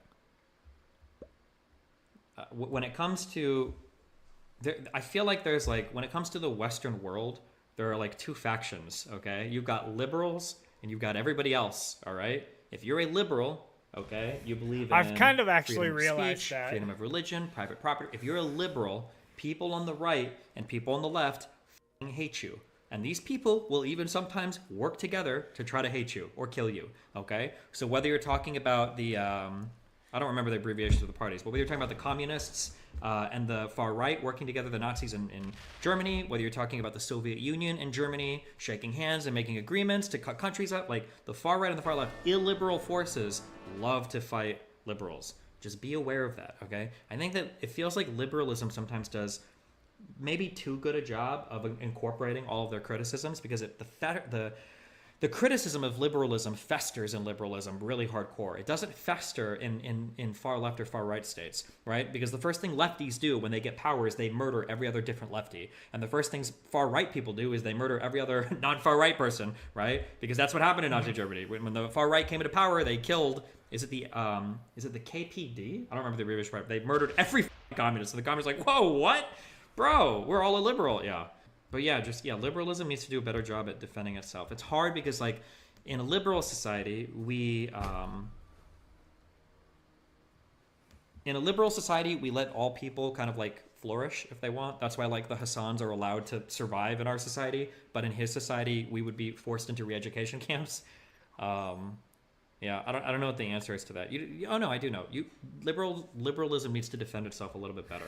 Rather than like these people running around screaming like liberalism is destroying the world and capitalism can't feed anybody and blah blah blah. It's like, bro, these are the surviving empires. What the fuck are you talking about? Whatever bullshit ass experiment that you wanted to try, like it fucking failed. Okay, that's why you have to talk about like Catalonia or whatever, or the former Yugoslavia or the fucking Soviet Union, or Mao murdering millions of fucking people. Like, come on, bro. Like your shit sucked. Okay, you can criticize capitalism, that's fine, but don't pretend like you got a better alternative. That's bullshit. Okay, fuck you. But Tesking, you made some statements about Hassan losing relevant. Oh, I don't want to talk about Hassan all the time. He's triggering me because he's one of the larger lefties, and he's like emblematic of all these guys that are essentially like cheering on terrorists, which is fucking wild to me. Yeah, if only those commie regimes just sacrificed a few million more people, they would have done it. Let's see. Here, a lot of people criticizing the West. Wick is another way of criticizing liberalism. I don't know what that sentence means. Follow up on your question. Why can't each country in the area, Egypt, Syria, Iran, Qatar, Israel, etc., take a portion of the Palestinians until they all have peace? Well, I don't think people want Palestinians because they're a little bit radical. I think is like the general take is from what I've heard. Apparently everywhere they go, they try to like coup the government and shit. Well, apparently this has happened in Jordan and Egypt so far. I don't know if that's true in all cases or not, but yeah, I'm not sure. Also, I don't know how many of these countries actually give about Palestinians versus they just hate Israel. So Why can't the rest of the world just take in the Israelis? Otherwise, wouldn't Israel still be surrounded by enemies?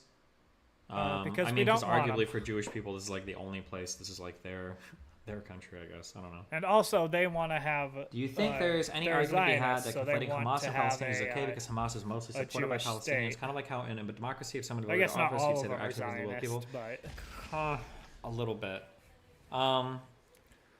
There is an argument to be made for that. The counter argument is going to be, well, of course, these people are going to be radicalized and they're going to support a radical entity, but that's because Israel radicalized them. this is so That'd be like the confusing, counter this argument game. to that. But Hassan on Hamas taking. I'm just hostages. gonna Is quit this- here. Are we just a Hassan because reaction this channel? guy, Listen, I'm like, here for it, obviously, okay? I'm gonna lose.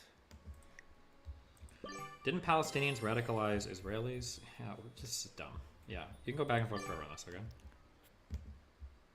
That Fucking bitch, bro. It was doing so good.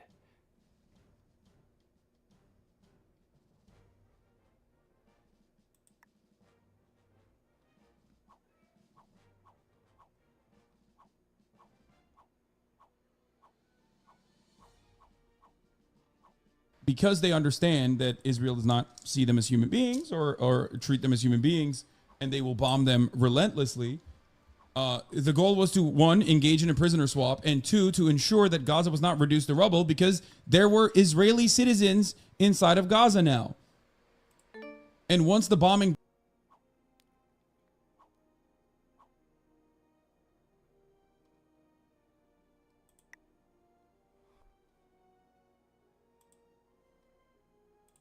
did not stop, they said they were going to start executing the prisoners unless the bombing stopped. They didn't just say, "Oh yeah, we took hostages, so we're just gonna kill them." It also still corresponds to these people are engaging in this behavior specifically because they're like violent and crazy and don't have like any other they don't have any other real like tangible goals at all. It's just they're barbaric, they're bad, and they're barbaric and bad, and they're doing this specifically because of their barbarism and bad behavior. Are their actions actually Like, I don't even necessarily, I don't think Hassan actually said anything wrong there. Like, I don't think I would necessarily disagree with anything saying. It just sucks because of how one-sided his analysis would be. Shadowfrost, 3167, thanks for gifting 5 subs. Because he will give, like, an insanely charitable and nuanced take when it comes to analyzing the behaviors of Hamas and Palestine. But then when it comes to, like, why are conservative parents scared of trans stuff in school? Oh, because they're evil transphobic fucking demons. Shapiro versus Hassan. I didn't know that they got into it. bloodthirsty, violent pig dog? Suck my. I also hate it because I like, did see this. I don't think he cares I about was this that listening much. to He doesn't give a fuck about Ben it. Shapiro. The outrage is like so performative. Ugh, whatever. How do you think this happens? You think it happens out of nowhere? You think these people are just like, oh, we were violent because we want to be violent? Wow, you think that's where $50. violence culminates from? Or do you think it's because you have entrapped them, you have bullied them, you have subjugated them, you have humiliated these people? 2 million people live inside of Gaza. They're not even people in the eyes of Israel. I mean, no, they're goyim.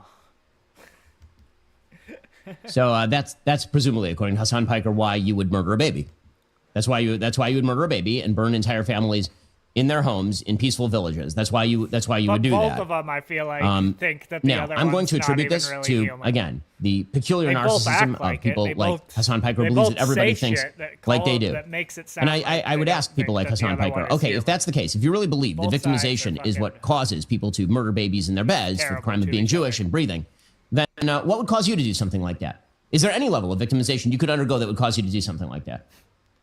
Because I don't think so, actually. I think highly enough, I do even think of Ben people who I think Shapiro are has a good intellectual point with cretins this. like Hassan Piker, that I don't actually think that he thinks that. There's nothing that could make him do something like that. I'll give him at least that much credit. But the peculiar narcissism that drives you to believe that everybody thinks like you do, and then to immediately jump to Israel is attempting to wipe out. Israel has not had a presence in the Gaza Strip since 2005. Since 2005. Okay, but that's what I mean when I said I don't think I would buy Ben's premium. Okay, a couple things. Firstly, it is correct. Okay, just because people do bad things to you doesn't mean that your response can be unhinged, okay? Killing festival goers, abducting people, 1,000+ dead, potentially killing babies, potentially raping women. That's kind of an unhinged response, okay? There's like a level of proportionality that makes sense, especially what we should support in the West. However, to say that like, well, Israel's, retreated completely from the Gaza Strip and they have no presence there, while that's true, Israel still blockades the Gaza Strip, and I'm pretty sure they have sole control over like all the electricity and everything in the Gaza Strip as well. I wonder if me doing this is gonna, since I'm hosting, I wonder if it's going to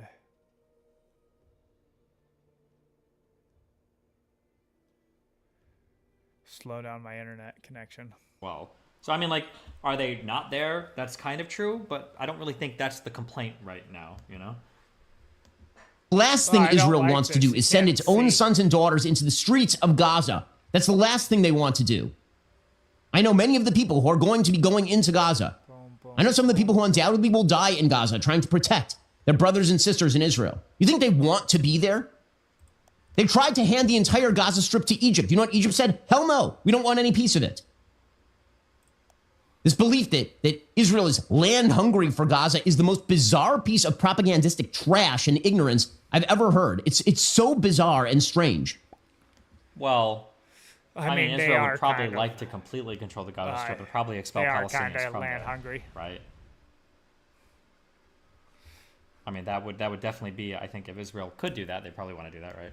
Yeah. That's what this is really all about, according to. And again, I can attribute to one of two things. Either there are only two possible reasons: ignorance or you hate Jews. Those are the only two possible reasons. Jesus. Have you covered justification for Israel's desire to keep the Arab population low, maintain a Jewish ethno-religious state on stream? I'm catching up to coverage for the whole thing. I think mostly agree with you, but I struggle when things like Israel pass through the nation-state law, which basically affirms that Israel is a Jewish nation for Jews brought up. It's my mind the language white nationalists like Nick Fuentes use to justify the desire for a white ethno-state. The white ethno-state doesn't really make sense because white people aren't being attacked all over the world. The justification or the rationalization for like a Jewish ethno-state is that Jews are essentially kind of prosecuted or persecuted like all over the world. Like the creation of Israel and the protection of like the Jewish people is a lot different than like the protection of like the white people, because it's not like a worldwide, like if there was like a worldwide conquest or attack on white people, then, but I guess white nationalists want you to believe that, so I don't know. True. At least 22 Americans were killed in the surprise Hamas attack on Israel, and U.S. citizens are among the hostages being held by the militant group in Gaza. That's a really spooky scenario. But do you think the U.S. will get directly involved against Palestine because of the U.S. citizen aspect? I would be surprised. I don't think the U.S. wants to go on the ground and take like a really strong stance there. That would be my guess. But I could be wrong. Well, if it ends up that a whole bunch of... I think... Here is a guess that I would have. I don't think Israel can fall because I think the U.S. will defend them in some capacity. If it was the case that, like, Iran and Hezbollah and Syria proper and, you know, the rest of Lebanon and fucking... and Palestine were, like, all fighting hard against Israel, like, Israel's having significant problems, I think that you might have an issue where the United States feels like they need to take an active role. Maybe. But... Destiny, is this fake? Don't link me tweets of bodies, and I have no fucking idea. Civilians burned alive by Hamas animal. I have no idea if this is false or not. I don't know. Look, wait for third-party media to confirm. Okay, fuck. Are we good? I don't know if I have anything else to say until I come back tomorrow morning. Do you believe... Folks, issues are rarely black and white, but there are some that are. And it turns out that one of the issues that is black and white is when a terrorist group invades a sovereign country and goes to civilian villages and starts killing babies and burning entire families and raping women and dragging them back into their hellholes and continuing to rape them and holding them hostage for the cameras. It turns out that that's pretty damned black and white. There are a lot of people who you're seeing today trying to contextualize Hamas's activities in the Gaza Strip. There is no context. Is there anything that anyone could do to make you do these sorts of things? Would you, for any reason at all, go and kill a baby? Would you? I have a hard time believing that you would. You know why? Because you don't think like Hamas thinks. Hamas thinks differently. They say it openly. They've been saying openly for decades that they love death more than you love life.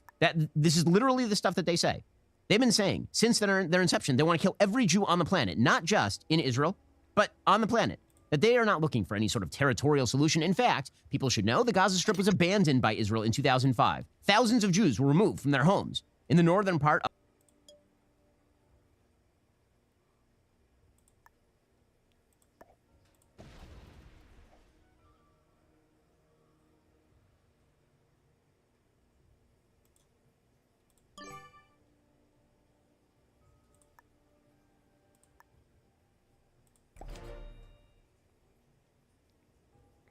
the fuck is going on with the internet, bro? It's sucking ass today.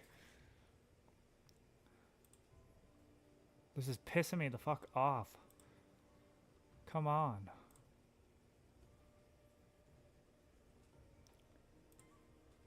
Folks, issues are rarely black and white, but there are some that are. And it turns out that death more than you love life. This is literally the stuff that they say. They've been saying since their inception, they want to kill every Jew on the planet, not just in Israel, but on the planet. That they are not looking for any sort of territorial solution. In fact, people should know the Gaza Strip was abandoned by Israel in 2005. Thousands of Jews were removed from their homes in the northern part of the Gaza Strip. Their houses were abandoned, their greenhouses were abandoned and turned over to the Palestinians, who promptly burned all of it and elected Hamas. Ever since then, year after year, Hamas has been using the Gaza Strip as a base for terror activities. Material that has been shipped in.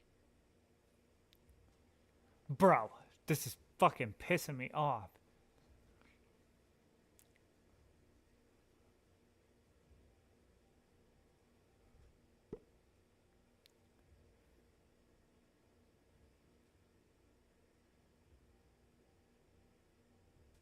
Into the Gaza Strip for humanitarian purposes has been repurposed by Hamas for military means. Cement shipped in for buildings has been used to build terror tunnels. Pipes shipped in to build sewage systems has been repurposed to make rocket tubes. This is what Hamas is. This is what Hamas does. And it is evil. It is evil. And anybody who attempts to contextualize or justify this is making an ass of themselves. And the history just doesn't support any of the quote-unquote decolonization narrative that you are currently hearing. The areas that were attacked here have been part of Israel since 1947, since inception. The Gaza Strip has been in the control of Palestinians entirely since 2005. There is no context that can be provided for the burning of families and the rape of women and the parading of them through the streets. What context? If there is a lack of moral clarity here, it is because of one of two things. One, ignorance and narcissism. You believe that Hamas thinks like you think, and therefore you believe that no one would do anything like this unless some terrible wrong had befallen them. Except you're not using your head, because here's the reality. You wouldn't do this even if a terrible wrong befell you. Or possibility number two, you just don't care. You don't care because it's Jews involved. Jew hatred would be the other possibility, and there's a lot of that going around. The left is replete with it these days. You're seeing statements from Students for Justice in Palestine in the United States calling for solidarity with the people who just murdered 1,200 Jews in the worst single event for Jews since the Holocaust. You are seeing unions of workers who are coming out in favor of Hamas.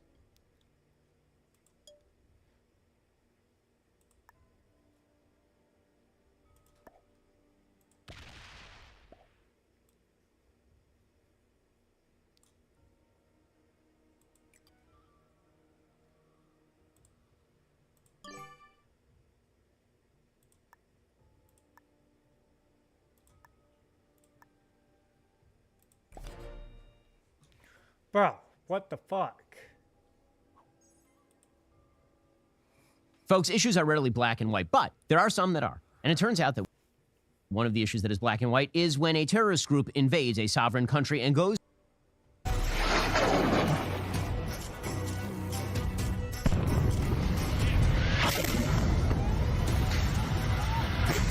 Bro, that would be so crazy to live They attacked by land, in a place where all this was happening. by air, and by sea. Squads of masked men in black, armed with assault rifles, inside It does make of you, Israeli like, towns realize and how cities. This lucky day you are is the to Great live in Revolution America. Day to put an end to the last occupation and last apartheid regime in the world.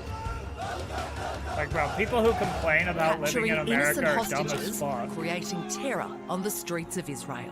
And we've seen extraordinary videos of Israeli civilians being dragged away by militants, supposedly into the Gaza Strip. Heavily armed militants going house to house. Hamas taking Israel by complete surprise in what's being called an intelligence failure for the ages. It's beyond any expectation of what Israel thought was possible. They had no information as far as we know. The retaliation, quick and brutal. We are at war, not an operation, not rounds, but at war. Israel vowing to decimate the Gaza Strip, which is the most densely populated city in the world, warning residents to evacuate immediately. We will defeat them to death and take revenge for this black day they have inflicted on the state of Israel and its citizens. Like for the people who aren't Hamas, you know? Already hundreds have died on both sides and, of the conflict. they don't have any water or Thousands have food been coming injured. in or Hospitals electricity. are completely overwhelmed. The United States stands with the people of Israel in the face of these terrorist assaults. Israel has a right to defend itself, which is what it is doing. It's an unprecedented attack by Hamas, who says it's retaliation for years of Israeli atrocities, with Israel imposing a blockade on the heavily contested Gaza Strip since 2007, restricting movement and controlling goods into the tiny coastal city. There's a clear Palestinian response to unprecedented level of Israeli settlers attacks and unprecedented level of killing Palestinians. Now, with both sides vowing that this is just the beginning of all-out war, the destruction and misery is sadly just beginning. This guy needs to change this. This is just Well, Mark Sofer is a former Israeli ambassador to Australia. He's in Tel Aviv. Mark, what's it been like on the ground over the last 24 hours? Well, last night there were a series of sirens, air raid sirens, which went off, which sent everybody scuttling to the safe spaces, the shelters. But over the last night and this morning, there's a sort of an eerie silence. People not going out to their homes, glued to television screens and terribly worried about their loved ones, their family, their friends in the carnage in the south. The pictures that are coming out of Israel at the moment are heartbreaking. We know this is a region that knows war and knows conflict, but why is this moment different? This time is not a little skirmish, it's not another round, it's not just one more interaction between the Hamas and Israel. This is war, this is a game changer, and Israel, all Israelis are united in understanding one thing and one thing alone, that what was will not be.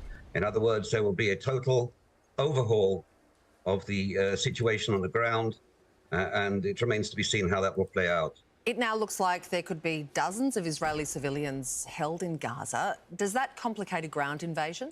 Of course, if there are hostages, it'll complicate matters. The feeling is, or the knowledge, I don't know about the knowledge, but the general atmosphere that the Hamas does is that they take hostages, or they will take the hostages into a safe space for them, which is perhaps underneath a hospital, in the tunnel systems they've set up there, or elsewhere. And naturally, this complicates matters greatly, and we'll have to deal with that.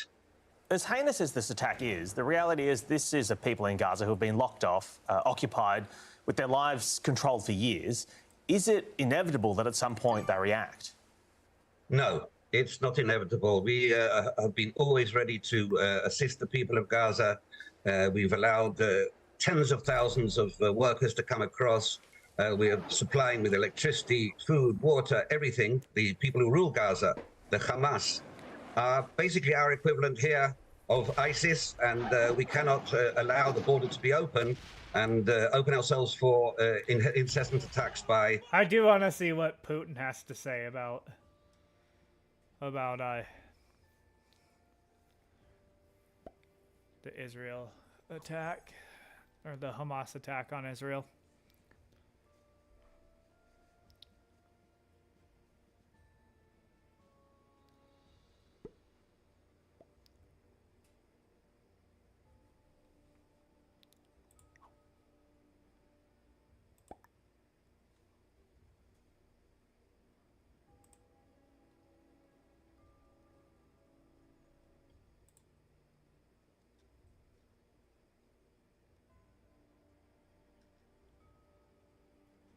And welcome back to a special edition of Out Front, live from Israel. We've got breaking news. We are now learning that the death toll from the Hamas attacks on Israel has gone up significantly. That number is now at least 1,200 people, according to an Israeli public broadcaster. And we had been saying about 1,000, so that number going up by at least 200 here. And it comes as questions grow about who was behind the attack. And today, Vladimir Putin had a very tepid response to Hamas's attack, which killed at least 2 Russian citizens. Fred Pleitgen is out front.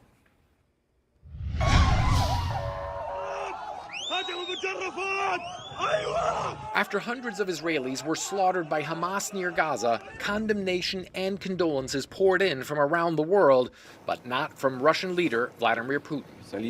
Now, in his first comments, instead of empathy, Putin blasting the U.S. This is a clear example of the failure of the United States policy in the Middle East, which tried to monopolize any settlement between Israelis and Palestinians. Yeah, he is right. He's actually Kremlin-controlled true as TV fuck. following suit, mocking both America and Israel for allegedly being caught off guard by Hamas's attack. Mossad and its famous counterintelligence, as well as the U.S. and its CIA, slept through Hamas's invasion. It's the biggest Israeli failure in security since 1973. Russia has long been allied with Israel's staunchest adversaries and Hamas's most important backers, bombing Syrian rebels in support of pro-Iranian fighters battling on the side of Syrian President Bashar al-Assad during Syria's civil war. But Russia also maintained strong ties and security arrangements with Israel, Putin meeting Israel's Prime Minister Benjamin Netanyahu on many occasions. We in no way underestimate the importance of measures that would ensure very strong security of the State of Israel. But since Putin launched his full-scale war against Ukraine, Tehran has become a key ally for Moscow at Israel's expense, fostering economic and military ties with Iran, while Tehran provides the Russian army with scores of Shahed drones How's it going? the Russians used to hit Ukrainian cities and infrastructure, Kiev says, even though Tehran I didn't hear what. Occasions. We in no way underestimate the importance of measures that would ensure very strong security of the State of Israel. But since Putin launched his full-scale war against Ukraine, Tehran has become a key ally for Moscow at Israel's expense, fostering economic and military ties with Iran, while Tehran provides the Russian army with scores of Shahed drones the Russians used to hit Ukrainian cities and infrastructure, Kiev says, even though Tehran denies it. Ukraine's President Volodymyr Zelensky claiming Moscow's allegiance in the Middle East has shifted towards Tehran. We see how Russian propagandists are gloating. We witness how Moscow's Iranian allies openly lend support to those who attacked Israel. And Aaron, the Kremlin has denied Volodymyr Zelensky's allegations that the Russians are trying to inflame the situations between the Israelis and the Palestinians. However, the former chief rabbi of Moscow, who of course fled Russia about 2 weeks after the full-on invasion of Ukraine, he today said that the lack of show of support of Russia for Israel is an ominous sign of deteriorating relations between those countries. Aaron? Fred, thank you very much. And out front it's now, so the former awkward Israeli to ambassador to the pause United in Nations news, and Israel's former Deputy in Defense broadcasting. Minister, It's so Danny fucking Danon. And I awkward. really appreciate your time, Ambassador. So Fred's reporting Russian citizens are killed in the attack. Putin silent. Really for days. Many Russians live in Israel. There are very close ties between those two countries as well. And yet Putin showing virtually no sympathy at all for Israel. Nothing at this point. Why do you think that is? This is unacceptable. We have witnessed a horror attack against Israelis. 1,200 people were killed, butchered in a daylight. So we expect more than a leader. Well, it's probably we saw President because, Biden's speech, and we appreciated he's his allied speech. It with was very Iran. emotional. It was a remarkable speech, I have to tell you, because we are still digesting those attacks. It was very hard for us. The pain is still in our stomach, and we are grateful for the support coming from the U.S., from Europe, from almost all over the world. I cannot explain Putin's behavior. So Fred Pleitgen pointed out, Russia's long been allied with Iran. And of course, we've seen that intensify, if I could use that word, with the Ukraine war as well. Iran is the key backer of Hamas. Do you think that if Iran had any advanced knowledge, that Russia would have had advanced knowledge? I mean, do you see any ties here that you're starting to tie together? Well, Iran is very involved in what's happening here. They are funding Hamas and Hezbollah for years. They are training Hamas operatives. We know that Hamas experts went to Tehran to get training about explosives and other things. So we know Iran is involved. And maybe, I don't know for sure, but maybe what we saw in the last few weeks, the relationship between Israel and Saudi Arabia, it wasn't very good for Iran. So maybe that is the reason for the timing, because it was an unprovoked attack against Israel. Nobody can find logic for the timing of this vicious attack. So how involved do you think Iran was? I mean, the White House has been careful. They've sort of said that there's ambiguous ties, that Iran is broadly complicit, but that there's no intelligence directly linking Iran to this actual attack. Do you buy that? No. When you fund Hamas and you give them hundreds of millions of dollars every year, you control Hamas. So basically, both Hamas and Hezbollah are proxies of Tehran. They control them. And that is why we're sending a very clear message today to Hezbollah and to Tehran. Watch very carefully what will happen in Gaza.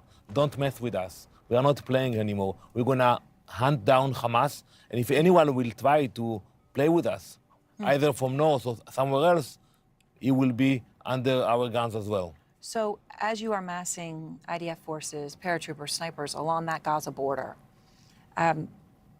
is there anything that will be off limits when, if, I assume at this point it's when, Israel goes in? We will do whatever is necessary to eliminate Hamas. We're going to come from the sea, we're going to come from the land, we're going to come from the air, we're going to hunt them down. They butchered 1,200 Israelis, and they went to the communities. They didn't attack soldiers, they attacked women. Today we actually saw the pictures of innocent babies that were tied up and burned alive. Those are animals. We have to fight them, we have to hunt them down, and we are committed to do it. You know, we are still in pain, in shock, and I think in a few days we will start to show the might of the IDF, the strength of the Israeli people. We put politics aside now, we are united, and we're going to go into war against Hamas. Ambassador Danon, thank you. Hey creators, want the best music and sound effects for your projects? Free for all your channels? Like YouTube, TikTok, Instagram. I'm saddened that so many Greens politicians particularly, and some people in the Labour left seem to have little idea what we're actually dealing with Islamist groups like Hamas, which ordered that slaughter in Israel. It's like, well, of course Israel can make peace with these people. Of course it should just, you know, let open the gates of Gaza, let Hamas followers stroll right into Israel. And so a staffer of federal Labour frontbencher Tanya Plibersek just went along to this anti-Israel demonstration in Sydney on Monday, right after that mass murder, like, yeah, of course. He certainly didn't go with my approval. He's a uni student who works 2 days a week in my office. He went to the rally. As soon as I found out, I rang him and told him he shouldn't have gone. He knows he shouldn't have gone. He's very sorry that he went. Clean up in aisle 7. Not many people have talked to Hamas, but one of our regular commentators, Amy Horowitz, has. A couple of years ago, he was driven to a secret location in the West Bank, I believe it was, to talk to Hamas that would be organisers. fucking terrifying. Made very clear that all Israel is Palestine, and only violence would give it to Muslims. Palestine is Haifa. Palestine is Jerusalem. Palestine is Tel Aviv, is Beersheba. What? That's Palestine. We call all of this Palestine as the Bible says. It's Palestine. This land is called Palestine. Is it the duty of every Muslim Palestinian to redeem the land through jihad? It is the duty of every Muslim, not only Palestinian, to redeem this land. Is there any way for you to redeem Palestine other than jihad? Is there another way? Give me a suggestion. I don't know. I think I'm not in your position. Okay, there are no alternatives in the world. Joining me is Amy Horowitz. Amy Horowitz, thank you so much for joining me. Who is this Hamas guy, and why did he agree to talk to you? Yeah, so a lot of what I do is often undercover. This guy was a mastermind of a number of major terrorist attacks across Israel, including the infamous Passover bombing, which killed, eerily similar in some ways to what we saw in this attack here, killing a number of people, including Holocaust survivors. The same thing was repeated over and over and over again. First of all, they're not looking to make peace. They're looking to wipe out all of Israel, all of Palestine, is part of their purview of what their land is. They are not going to rest until they get, they're not talking about the West Bank and Gaza, they're talking about Tel Aviv and Beersheba and Haifa. And also, what they never refer to Israelis. They always refer to the Jews, right? Their plan is to kill all the Jews. All the Jews are the ones they want to wipe out. It's not about the Israelis, the Israeli oppressors. And that was a theme that kept going over and over. So it was fascinating, frightening, all in one time. Just exactly how I like it. Well, the agenda, I thought, was made explicit. The grab I've just shown makes that clear. They don't want peace. They just want the whole thing. Israelis, Jews gone or dead. Now, I watched your whole video. I noticed there a couple of times you try to appeal to him, you know, to the human in him, as it were, you know, jokes and this sort of stuff. You got nothing. You got nothing. He seemed like a total ideologue. Yeah, I always try to humanize my subject, even if they are evil, even if they are despicable. My greatest skill set, I think, is not my interviewing prowess or the comedy. I think my greatest skill set is when I'm sitting in front of somebody and not smashing them in the face with the lighting equipment. That's the toughest job that I have when I'm doing this kind of thing, and certainly that was the case with him. Yeah, it was very difficult to keep my cool. I always try to again, humanize them so I could have the conversation. And man, there were no jokes that I could make that were going to crack a smile. This guy was all business, and his business is the business of death. Yeah. But what do you feel about the chances of the hostages in the hands of Hamas, knowing what you know about them, knowing what they've been capable of doing so far, and also knowing the support that you're seeing in the streets? Yeah, we're being real. And it breaks my heart to say this. I'm not sure a single one of these hostages are going to survive.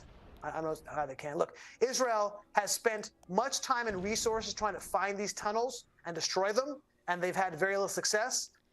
This is why we would all assume that the hostages are in these tunnels. I don't hold out any hope that any of these hostages will come out of this thing alive, unfortunately.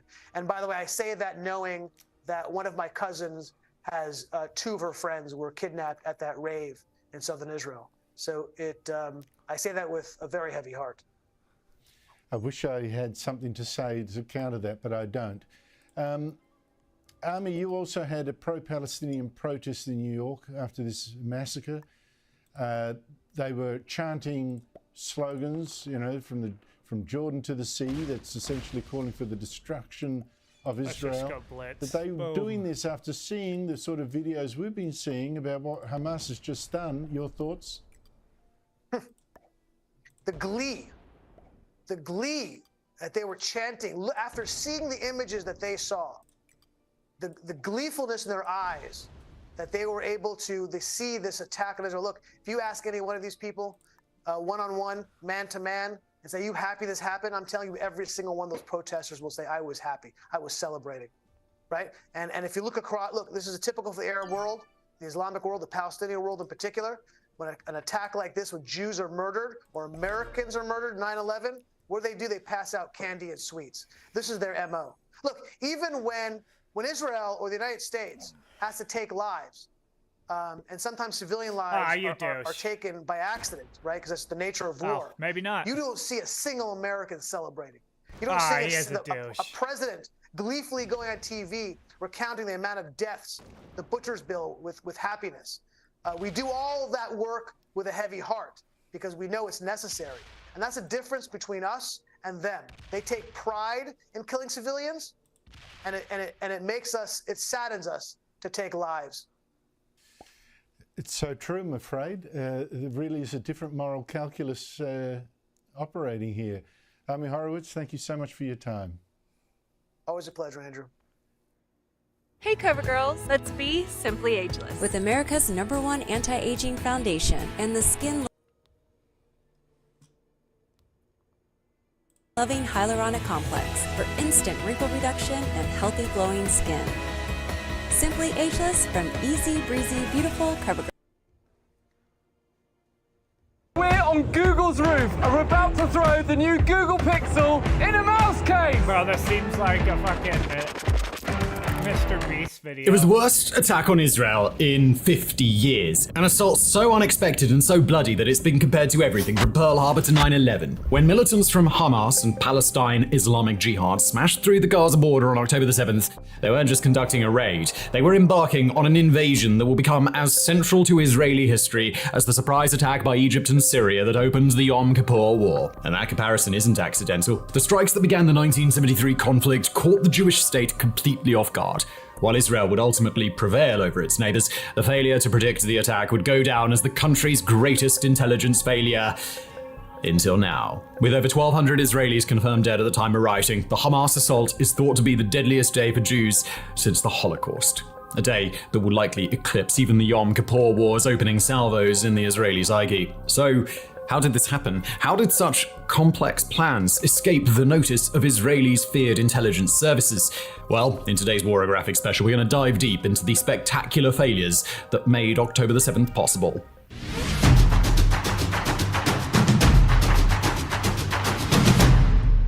When assessing the assault from Gaza that began around dawn on October the 7th, 2023, Major Nir Dinar of the Israeli Defense Forces didn't mince words.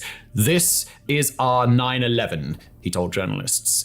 "They got us." For Americans, the statement likely brought back memories of that day in 2001, how a boring, ordinary Tuesday morning in September suddenly shattered, how Americans' sense of security seemed to crumble alongside the towers, collapsing into a dust cloud of anxiety, of pain, and of rage. Yet evocative as it was, Major Nir Dinar's statement likely underplayed the true impact of Hamas's attack. As War on the Rocks pointed out, Israel's much smaller population means the number of confirmed casualties on October the 7th alone was the equivalent of 20,000 Americans being killed, a number that has since risen sharply. And undoubtedly horrific as 9/11 was, the attacks didn't end with masked Al-Qaeda operatives going door to door in American towns, dragging people away as hostages or murdering them in their beds. Even the obvious comparison point in Israeli history, the Egyptian and Syrian strikes that began the Yom Kippur War almost exactly 50 years ago, arguably have nothing on October 7th. Shocking as the twin assaults were, they ultimately killed fewer people. About 320 Israelis died on that first day, and nearly all of them were soldiers. Nor did the Egyptian or Syrian armies ever breach the nation's defenses to kidnap civilians. We mention this not to wallow in the unprecedented nature of Hamas's assault, but to hammer home what will be our main theme in this video, that this constitutes the worst intelligence failure in Israeli history. And it's our job today to try and shine at least some light on just how that happened. Now, before we properly begin, we obviously should include a caveat. Obviously, the fallout from Hamas's attack is still ongoing. That means no one in Israel is in the mood to comb through the country's failures. As Chief Military Spokesman Rear Admiral Daniel Hagari told reporters, quote, "First we fight, then we investigate." That means the information we're working with is necessarily incomplete. The true picture likely won't become clear for many months following much official soul searching. Still, as far as anyone can tell right now, there were some clear factors that fed into Saturday's disaster. Factors that we'll be analysing in upcoming chapters. First, though, we want to emphasise just how big a screw-up this really was. October the 7th began with over 2,000 rockets being fired from Gaza into Israel, a mixture of long-range missiles, shoulder-launched weapons, mortars, and homemade devices that are wildly inaccurate. While both Hamas and Palestine Islamic Jihad have repeatedly fired rockets into Israel before, they've usually numbered in the dozens. Just amassing enough firepower to launch this barrage must have taken planning and operational secrecy on an extraordinary scale. Then came the attack itself. At the fortified Gaza border, an initial force of 400 massed, where they used explosives and bulldozers to break through at 30 points before flooding into southern Israel. As the initial assault force crossed in, up to 1,100 additional fighters followed. As they did so, observation towers were attacked with drones, paraglider units flew over fences, assault crews in boats tried to land on beaches. To assemble so much material for such a vast attack should have been impossible, as should have the presence of so many fighters congregating at the border. As former US Ambassador to Israel David Friedman told NBC, "I've never seen the border breached in this manner. Usually even one person from Gaza gets close to the border, they're intercepted and neutralized long before they can do anything." Even Hamas have claimed that they were caught off guard by the ease of entering Israel. Speaking to reporters, leadership figure Ali Barakeh declared, "We were surprised by this great collapse. We were planning to make some gains and take prisoners to exchange them. This army, the IDF, was a paper tiger." Given that Israel's intelligence service is regarded as the best in the world, it is staggering that plans of this magnitude were not noticed earlier. Gaza is one of the most surveilled places on Earth, with electronic and human assets monitoring everything that's happening. If a mouse farts, the government is going to know about it. Yet in the end, all that turned out to be for naught. An invasion plan that likely could have been detected went unnoticed until it was too late. The question now is how. It's pretty crazy how that happened. Because the Mossad is probably one of the biggest and best intelligence agencies on Earth. Maybe the FBI is better, but...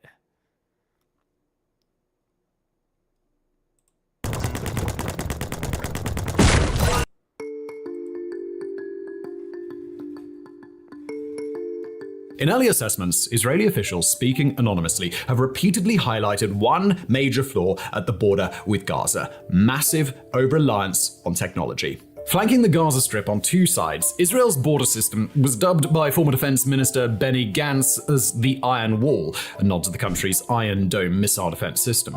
But the phrase is misleading, conjuring images of an impregnable metal barrier soaring high into the sky. Rather than thick, impractical iron, the border instead relied on technology to keep Hamas out. On paper, this high-tech approach looked formidable. The Gaza border bristles with radar and sensors that can detect any breach, even if it takes place underground. Cameras, unmanned robots, and remotely operated machine guns keep watch for any movement. In the air, aerostats provide a bird's-eye view. Everything is monitored in real time and relayed back to human operators in control rooms. Built over 3 years and costing billions of shekels, the border was a response to Hamas's 2014 incursions into Israel via a network of tunnels. But it was also part of a wider drive in the Israeli military away from boots on the ground and towards high-tech surveillance. With the danger of a Yom Kippur War-style attack from nation-states seemingly on the wane, the IDF has turned in recent years towards strategies for defeating or containing non-state groups like Hamas and Hezbollah. In practice, that's boiled down to heavy investment in stuff like intelligence and cyber capabilities at the expense of traditional forces. The Wall Street Journal has detailed how the number of non-commissioned officers, for example, was slashed by 10% over the last 8 years. Or as Breaking Defense summed it up, quote, "The overall theme in Israel in the last several years has been investment in technology and digitization for warfare," end quote. The Gaza border was part of this, a way of harnessing Israel's world-class tech capabilities to create a wall that, in crude terms, could essentially defend itself. Since it really seemed to live up to the Iron Wall nickname, it seems that the IDF grew to believe the hype. On October the 7th, the border was only thinly manned. Unfortunately, it would turn out the Iron Wall had a weak point that no one had thought of, a set of foundations so corroded and so rusty that they would bring the whole edifice crashing down. This would be the cellular towers that formed the backbone of the surveillance system. Speaking to the New York Times, Israeli officials have described how Hamas's first move was to use drones to attack and destroy the border's towers. Unable to transmit or receive signals, the smart system was rendered blind. The sensors failed to report the breaches. Soldiers in control rooms couldn't monitor the attack via cameras. Because again,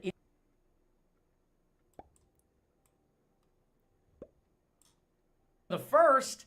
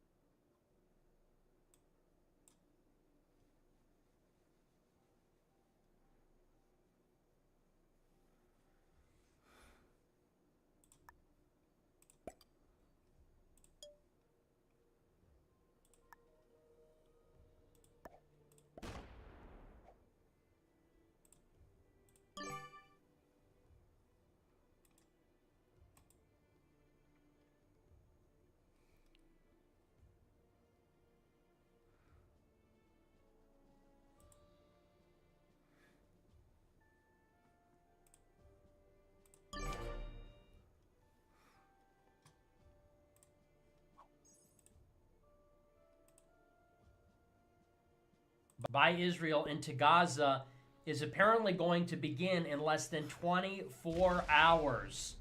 Oh. It's a huge deal. And so we'll be talking about that as well as all the other major developments So happening from tomorrow, the most conflict likely. today. There's a few of them. We're continuing our coverage of the Israel-Palestine war in Gaza.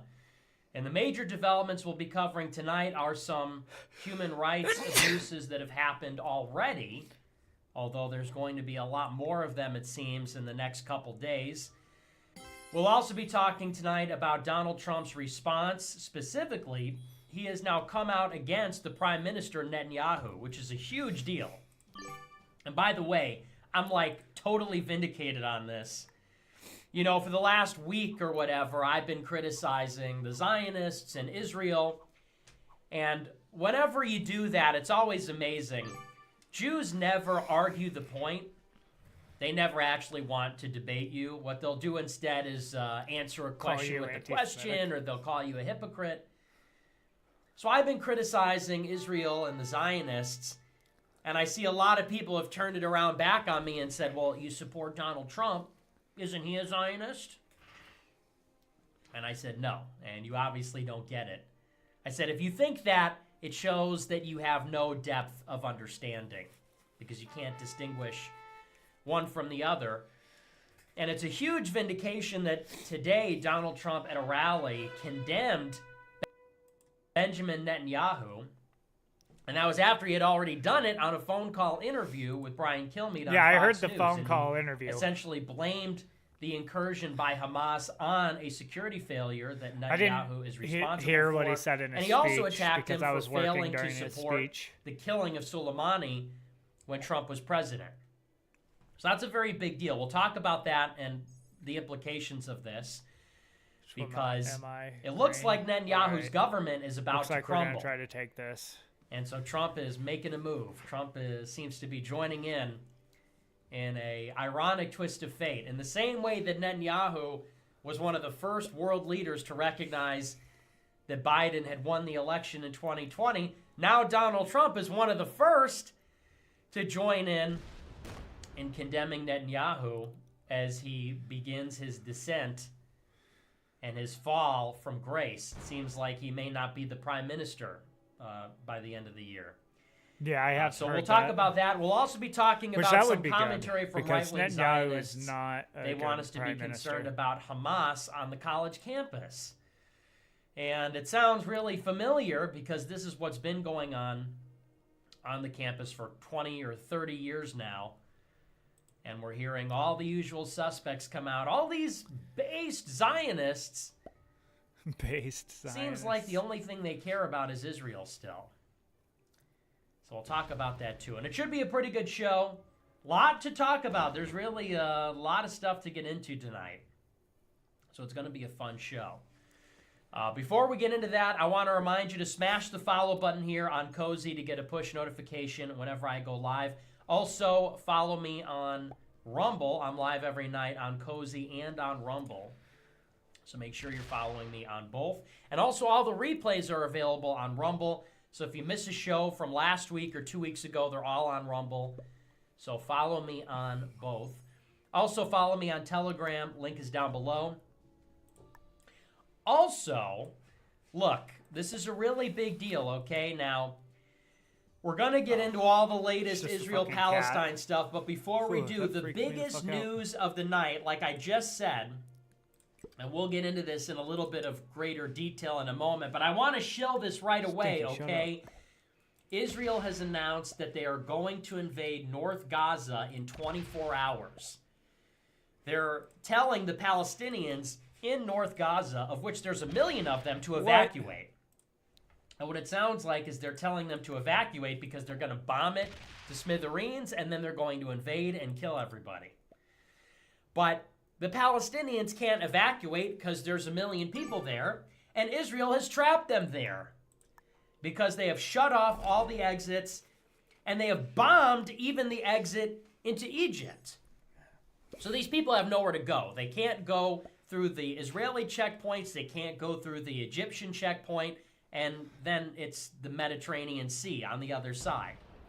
So Israel is telling 1 million people to evacuate in 24 hours, which would be impossible enough, but they've also trapped them inside. So it sounds like they're locking them in. so that they can kill them all, or a lot of them.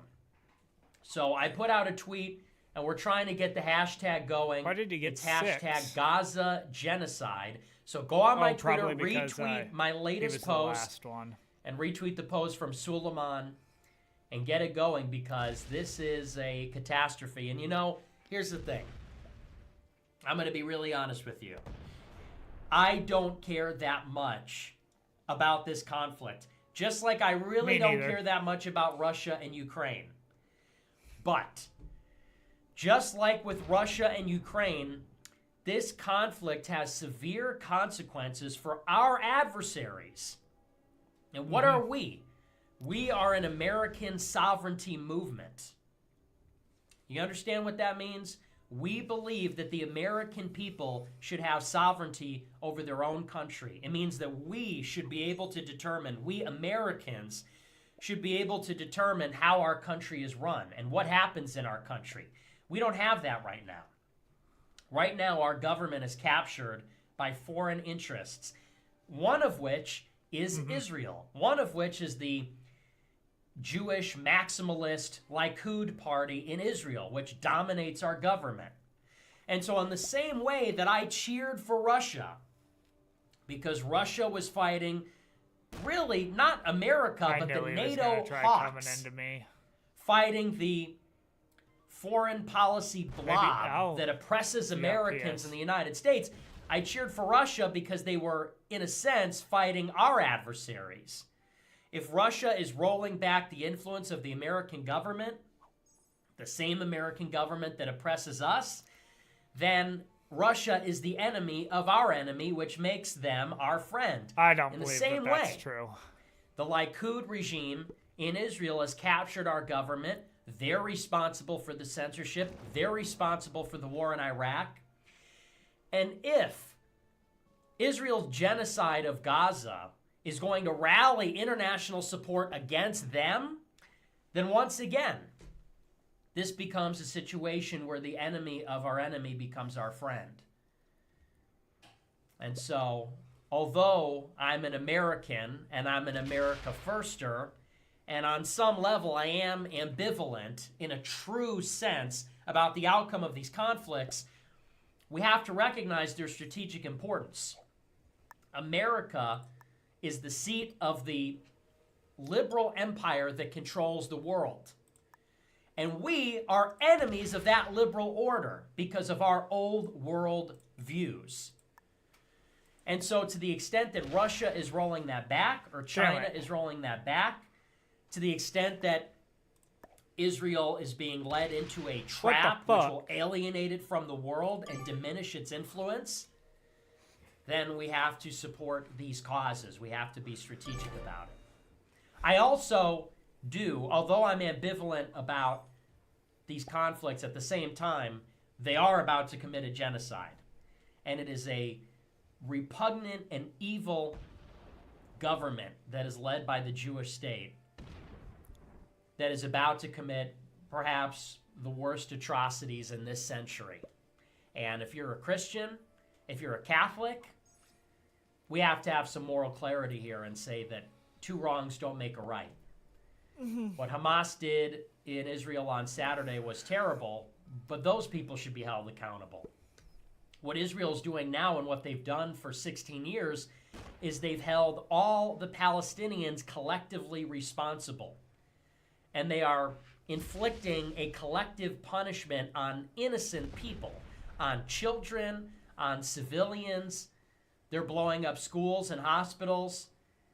And so although from a strategic and geopolitical point of view, I am ambivalent because this is happening very far away, at the same time, any Catholic can recognize that this is wrong. This is wrong what they're doing.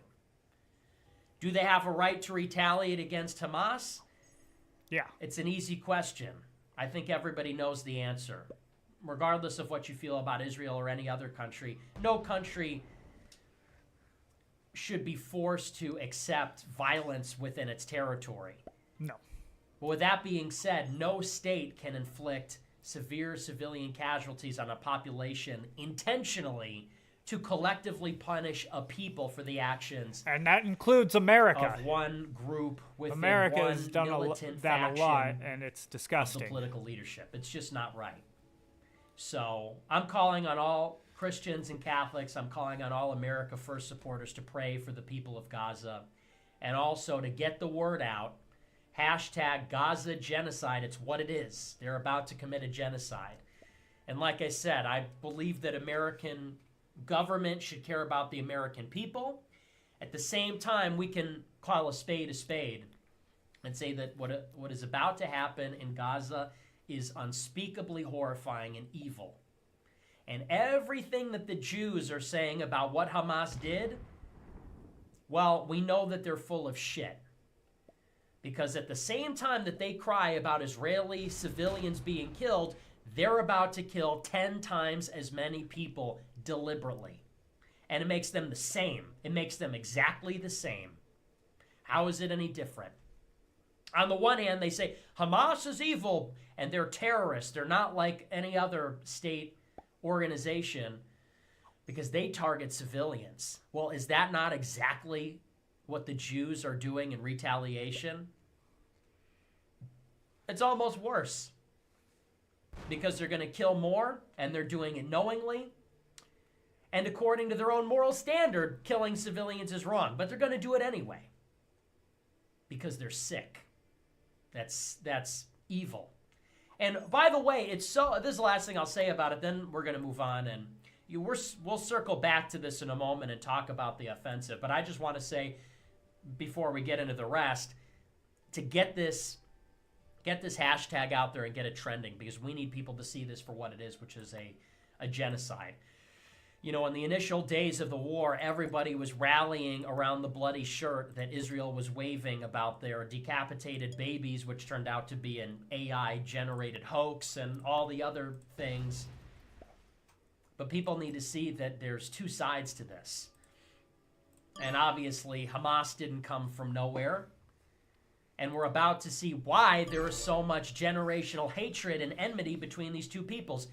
It's because they're both complicit in it. They're both willing participants. They're both doing the killing.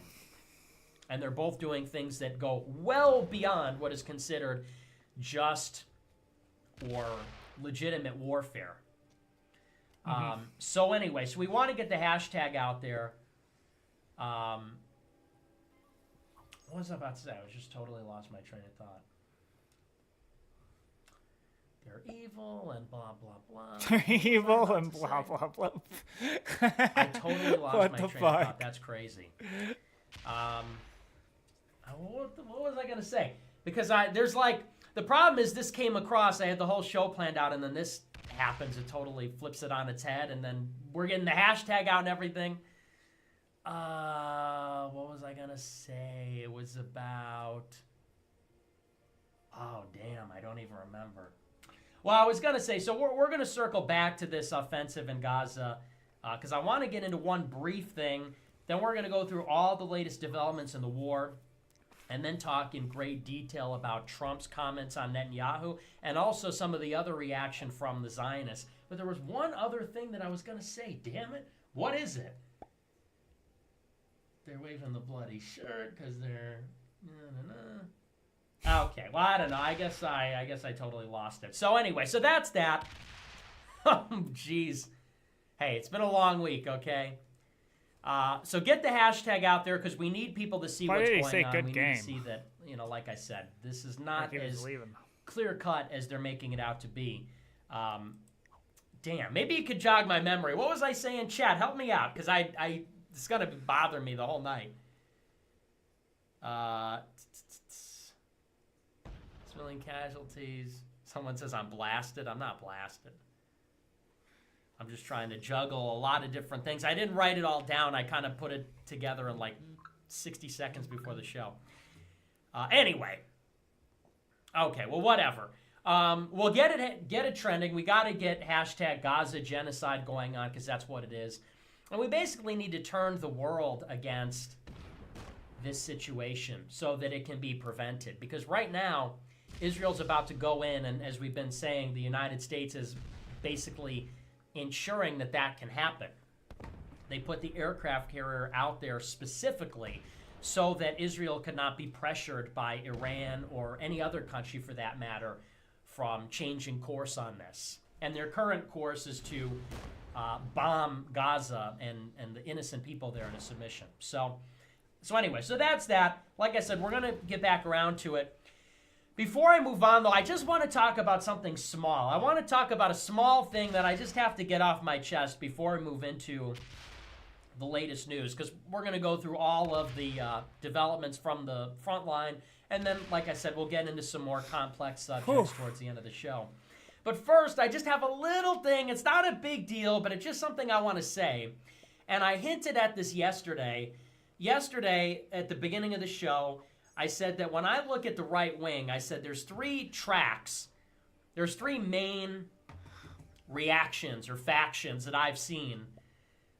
Different kinds of responses to the crisis in Israel. I said you've got your mainstream Republicans that are just Zionist.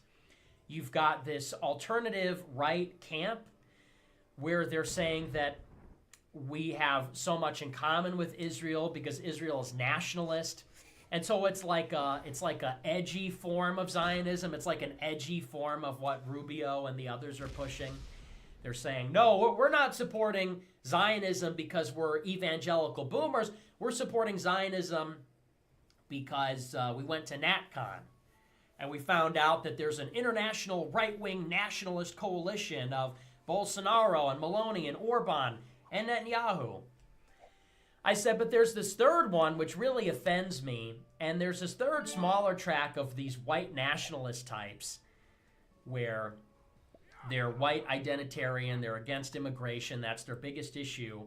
I said, and no matter what happens in Israel, no matter what happens with the Jews, they never talk about it. They're very vocal. They're all professional writers and Twitter users, and they're always blabbing. But when something happens with Israel or the Zionists, they have nothing to say. When Yay 24 happened, they had nothing to say. And that was a big deal. That was like a major celebrity calling out the Jewish control matrix, which, if you're a professional Twitter user, maybe you'd have some commentary on that, but they didn't. They were very quiet about that. And I said that that's basically because they have joined up in an alliance with the Zionists, like a reluctant alliance.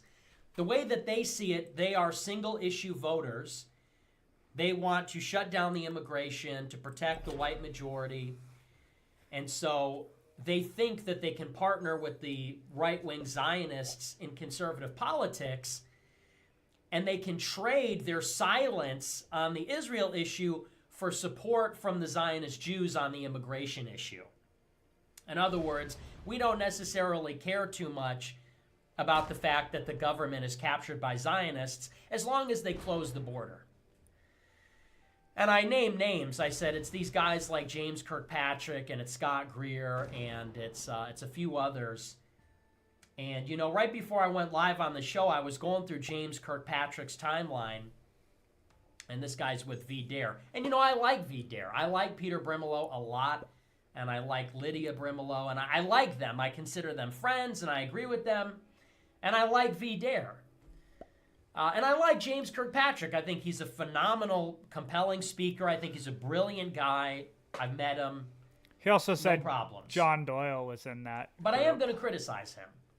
And I'm going to say that I go on his timeline, and I see his response to this crisis, and it's just like I said yesterday. What is happening in Israel is, of course, inextricably connected with what's happening in the United States. Because, of course, Israel has brought the United States into their crisis. That's why we went to war in Iraq. That's why we bombed Libya. That's why we got involved in Syria. That's why there was a refugee crisis in Europe. And, of course, moreover, we have a government that doesn't care about our own people because they're too busy caring about another country's people because they're paid by that country. So you're a piece of shit. In other words, we were trying to let people have might a good ask, game. why doesn't the government care about our border, but they care about Israel's border and Ukraine's border? Well, that's because our government is made up of people that are bought out by Israel. So it actually makes sense. But you understand then that there is a inextricable connection. Inextricable meaning it cannot be separated between the political dilemma that our government is subverted and penetrated and infiltrated by Zionists and domestic problems. You can't separate the two. In other words, you can't say, I don't care what happens in Israel, I just want to secure the border. Because, of course, they're related. The reason that no one cares about securing the border is because the people over there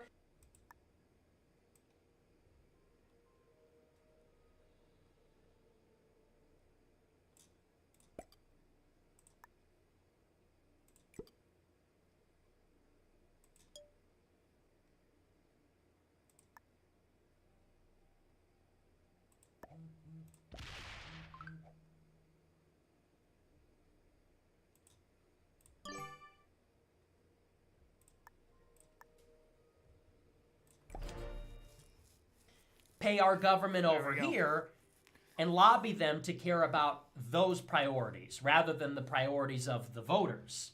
So you see, in other words, that we can't solve the immigration crisis without first solving the political dilemma.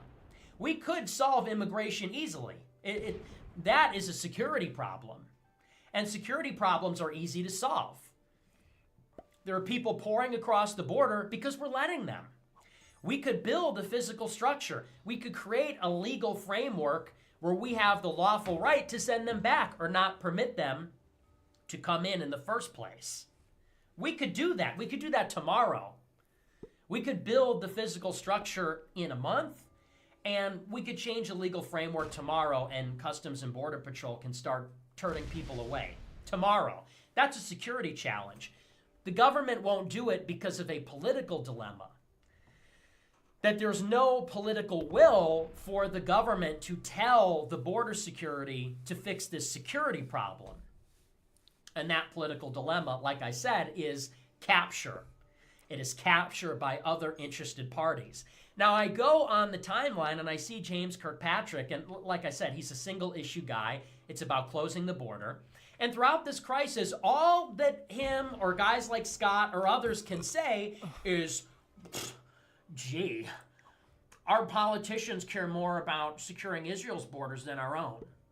Oh, well, you know, man, I wish that, and really it's like this snarky, smarmy, they'll never even come right out and say, our government cares more about Israel than America. They always have like some snarky, smarmy, like Tel Aviv isn't the capital of America. And then I see he put something else out, and he said, as far as who has the right to control the Holy Land, well, I think it's the Holy Roman Empire. But if that's not an option, then whoever has the will to take it by force. And that one set me off. Because it's like, when you say that, you're saying that you believe that Israel should control all of Palestine. You're supporting the Zionist claim to all of Palestine, which that means you have the same position as Benjamin Netanyahu. You have the same position as Shapiro. You have the same position as Mark Levin and every other Zionist. But with this like preamble that you're based. Well, I think it should be the Roman Empire. Okay, well, newsflash, that doesn't exist anymore. Well, in that case, it's whoever is strong enough to defend it. Yeah, well, that's Israel. You know, that's Israel. It's not Palestinian Islamic Jihad, it's Israel. Israel has the strength to defeat it because they stole nuclear weapons from us. So you have the Zionist position, but you know, rather than come out and say that, we're going to dress it up in this, oh, well, it should be the Roman Empire. Oh, really? It should be the Jedi. Okay, so you're talking about Israel. And, you know, fine. That's his position. It is what it is. I wish he would be honest about it. But I'm going to make the counterpoint that, like I said, you cannot be one of these people that says, well, all I care about is that we have secure cities and the border. Because again, it all relates to this political dilemma. And these guys, I mean, no doubt their money somewhere up the food chain comes from Jews. Like, let's just be honest. That's why they don't have the freedom to talk about it in this way. That's why when you look them up, you find that, I mean, all they do is tweet all day long, every day for years, but they never say the word Zionist or Israel. And that's intentional. Like, that's clearly not an omission that was an accident. That didn't happen by chance. Oh, gee, would you look at that? I never said the word Zionist for 5 years, and even though I've tweeted 50,000 times. That's not an accident. That's intentional. And it's probably intentional because somewhere up the food chain, the money's coming from a Zionist Jew. Whatever. But white nationalist types have subscribed to that because, again, they think that they can form this marriage of convenience with the right-wing Zionists and defer the Zionist issue. Why wouldn't you take this so that you have... They see tackling the Jewish question or Zionist capture as a detour, as a very complicated, unnecessary detour, rather than an essential step, an essential stop on the way to their destination. But that's wrong, because conservatives have been doing this forever. In case you haven't noticed, that's what all conservatives are doing. And not all conservatives are white nationalists, but all conservatives have their own priorities. And all conservatives are allied with the Zionists and take money from them, and they all support Netanyahu uncritically. And guess what? They all fail in getting what they want, no matter who it is. Have the social conservatives profited from their alliance? Not at all.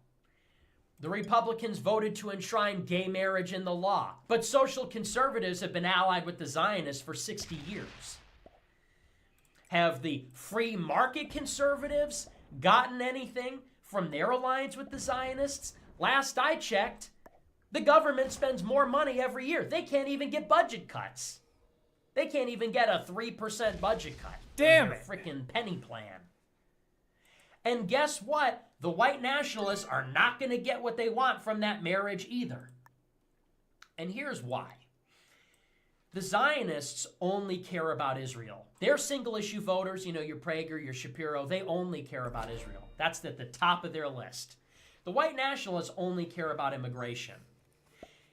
And the white nationalists think that if they support the thing that the Zionists support, that they can get inside of the inner circle in power and they can pursue their priority, which is immigration. But the problem is that the Zionists are always in the driver's seat. They're always the ones setting the agenda because they're the ones with the money. And they're the ones with this mafia-like network. And so the white nationalists think that they are going to instrumentalize the Zionists. They're going to be like a barnacle on the whale, and they're going to be along for the ride and sort of pick up some things by marrying the people in power. You know, if you can't beat them, join them. We could join the Zionists and maybe work towards our ends that way. But in reality, they're not instrumentalizing the Zionists. The Zionists are instrumentalizing them, because the Zionist priority always comes first. All right, when Donald Trump was elected, receiving I want to see the $100 million from Sheldon Adelson. Donald Trump He didn't build disavowing the wall. Netanyahu. Congress didn't give him the money. And the courts didn't really help him out too much either. And neither did the individual Republican states. He got no help on that. But Israel got recognition of the Golan Heights. They got the embassy moved. They got recognition of their sovereignty over Jerusalem. They got the IRGC called the terrorist group and its leader assassinated. So how did Trump's marriage with the Zionists go? Did he get what he wanted? No. Did they get what they wanted? Yes, and more. And so as long as the Zionists are in the driver's seat, any marriage with them, again, while you may be thinking that you're riding along with them and maybe you can pick up some sorry consolation, because they're in the driver's seat, they will always get their priority. You will serve them to achieve it, and you will never get what you want. That has been true of every faction in the conservative movement going back 60 years, and it's true today. And it's just as true for any immigration restrictionist in America and Europe. Being a quietist on the Israel issue in order to advance the nativist cause is so successful. That's why Giorgia Meloni in Italy completely stopped migration into Europe, right? Because that was such a profitable relationship. Meloni was talking about shutting down the borders, and she's a major Zionist. But guess what happened? The refugees are still pouring into Italy. Donald Trump sided up with the Israeli mafia, according to recent reports, and got money from Sheldon Adelson in order to build the wall. Guess what never happened? The wall never got finished. And what they built wasn't even really a wall. It was really a fence. But Israel got what they wanted. And so the point is this. If you're America first, if you have any problem with what happens in America, you have to recognize that these are political problems. The problems are not the things in themselves. Crime can be solved. The border can be solved. Inflation can be solved. It can all be solved. It's this political dilemma. That's the intractable part. That's the impasse. Is that the political people that have the authority to fix those things are neglecting them because they're working on other problems. They're working on Israel's problems. They're working on Saudi Arabia's problems. They're working on Google's problems. They're not working on our problems. And so if you want to secure the border, you necessarily have to confront this issue. It's tricky, it's complicated, in some ways it's disadvantageous, but that is a necessary, unavoidable stop on your way to your goals. And the goal is to achieve American sovereignty, and then with that, you can solve all the problems. But that relationship has never been profitable. So I just disagree with that method. I just completely disagree with that approach. So, I see this stuff on Twitter, and it's like unbelievable, you know? And anyway, so that's just a small thing. But I want to move on. I want to get into the war because there's been some major developments. I don't want to spend too much time on that because, like I said, just stupid Twitter drama, not even really a big deal. But so the latest development in the Gaza war, this is day 6. And if you've been following it, Palestine invaded Israel on Saturday. They killed 1,200 Israeli civilians, and they were able to take control over a small territory outside the Gaza Strip. Since then, Israel has driven the militants back into Palestine. They have blockaded the Gaza Strip. They're not letting in any food, water, fuel, electricity, or anything. So Palestine has no running water right now. And they have no electric, and they're being starved because no goods are coming in either. At the same time, they're being bombed. At the same time, Israel has been conducting airstrikes, all while they've been assembling an army of 360,000 troops in preparation for a ground offensive. And the latest development, which, like I said, we just learned about moments ago, is that Israel has given a warning to the Palestinians in the Gaza Strip that they must evacuate North Gaza within 24 hours. Now, for reference, like I said earlier and a moment ago, there are 1.1 million Palestinians living in North Gaza. At the same time, Israel has completely blockaded the entire Gaza Strip. They can't leave. The only way that people or goods can get into or out of the Gaza Strip is in tightly controlled checkpoints within fences, most of which are controlled by Israel. Some of them are controlled by Egypt. For the last 6 days, Israel has closed them. And when Egypt attempted to send convoys of material into the Gaza Strip, Israel bombed it. And now Egypt says that they're closing their checkpoint too. So, as I said earlier, it would already be an impossible task for 1.1 million people to evacuate an area like that in 24 hours. That would already never happen. That's too many people. It's a very small territory. Where are they even going to go? Yeah, the Israel Gaza Strip is smaller than Manhattan. Not Israel. It's smaller than Egypt said city. that they weren't going to even the whole take thing them. Is. And they're expecting half the population of 1 million people to move overnight into the other half of the territory. That would already be impossible. But then, as I said, no one can leave. No one can leave, and they have no resources or no supplies. So they're telling them, you can't leave the Gaza Strip. You can't have electricity, water, food, fuel. So imagine one way that a person might evacuate is by driving. Well, that's hard to do if there's no fuel. And they're telling 1 million people to relocate overnight. And presumably this is the prelude to a ground invasion.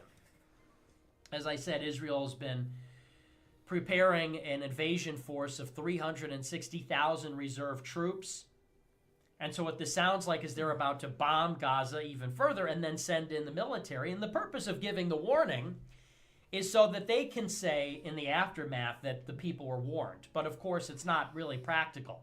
So they're preparing to go in there and potentially kill tens or maybe hundreds of thousands of innocent civilians in this brutal operation. That's what's about to happen here. So that's the biggest development, which is just such a shocking and abhorrent thing.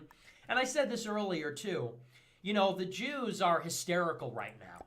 You look at Ben Shapiro or Prager or even the politicians or people like Jordan Peterson, and they are absolutely hysterical right now. And they're saying that Israelis have been killed, so now Hamas must be wiped off the map, and Gaza has to be turned into a parking lot. Give them hell. All this kind of stuff. But let's be very clear with what we're talking about here.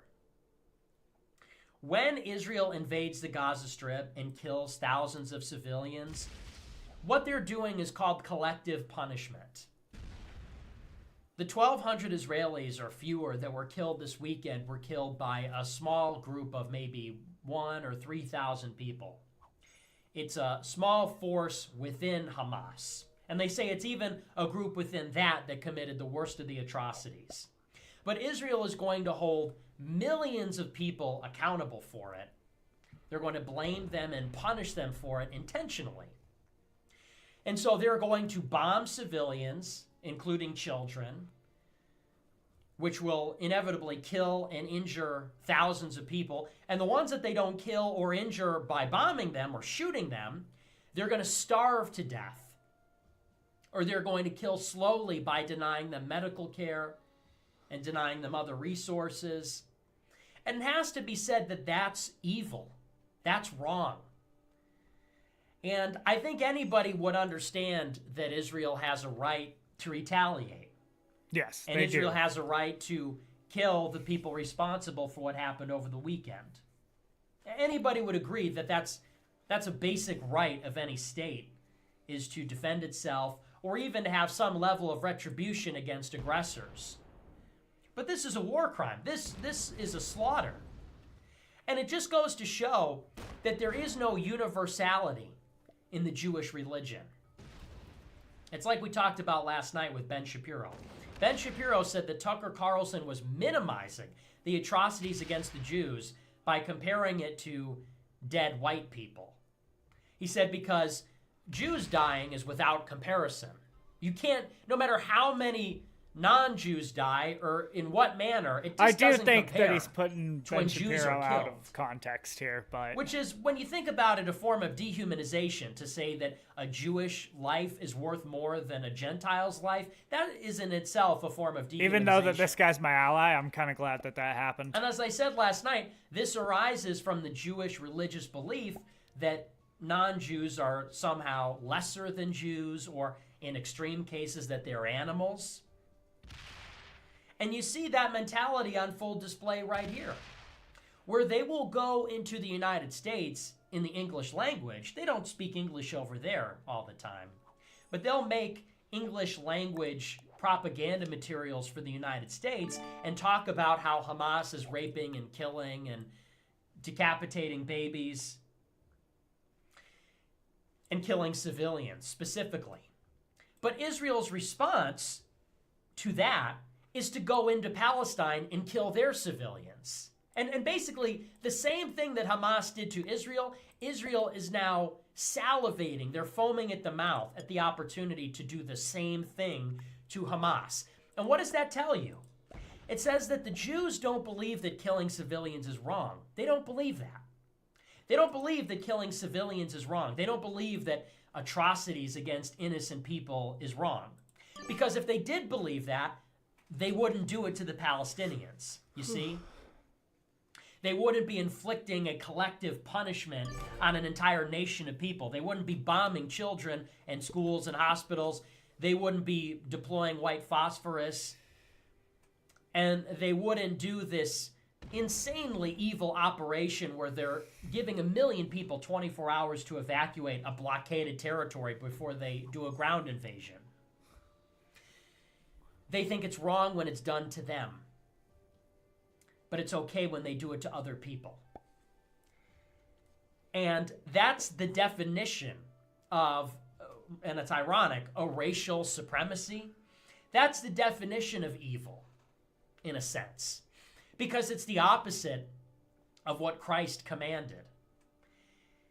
Christians know that Jesus Christ is the truth. We believe that he is incarnated, True that. Pure good and pure truth and pure beauty. And what Jesus said is that we have to love those, our neighbors, like we love ourselves. That's the golden commandment. That's the essence of Christianity. That's the commandment from which all the other commandments flow, is that we have to love our neighbors. And of course, he laid down his life in the ultimate sacrifice to save all of mankind. And that's the example for all people. That's the highest thing a person can do. And he also taught to turn the other cheek and to love our enemies and not to seek revenge. But the Jews don't see it that way. They go into America and they, in an effort to get us to support their war effort, will tell us that they are being targeted, that their innocent civilians are being killed, that atrocities are being visited upon their civilians, but they do that to galvanize public support for them to do the exact same thing. They say that Palestinians killing civilians is evil, so that Americans will support Israelis killing Palestinian civilians, which they say is evil. But they're not stupid. It's not like this hypocrisy is lost on them. It's not hypocrisy. They don't think it's wrong that Palestinians kill civilians. They think it's wrong that Gentiles kill Jews. But when Jews kill Gentiles, it's a different story. Now tell me I'm wrong. How would that be wrong? Because what they're about to do is exactly the same thing. No doubt, Hamas, to the extent that they committed atrocities against the Israelis, are in a sense inflicting a collective punishment on the Israelis. There is a legitimate political grievance against the state of Israel from Palestine. The Palestinians say that Israel has driven them from their land. It has then oppressed them and held them in an apartheid condition in an open-air prison for decades and inflicted thousands of casualties either by military operations or by starving them. And so, no doubt, when Hamas enters into Israel and kills a random Israeli civilian, are they not holding that Israeli civilian accountable for their legitimate grievance against the state of Israel? You know, the ordinary person says, if it's a military conflict between two states, then Hamas should attack Israeli soldiers, not civilians. But Hamas is killing civilians because they see the civilians as implicitly guilty. They're guilty by their complicity in what their government is doing, or the fact that they support what their government is doing. Well, there is people who say that. Now, again, that's what Israel is saying is such a horrible crime.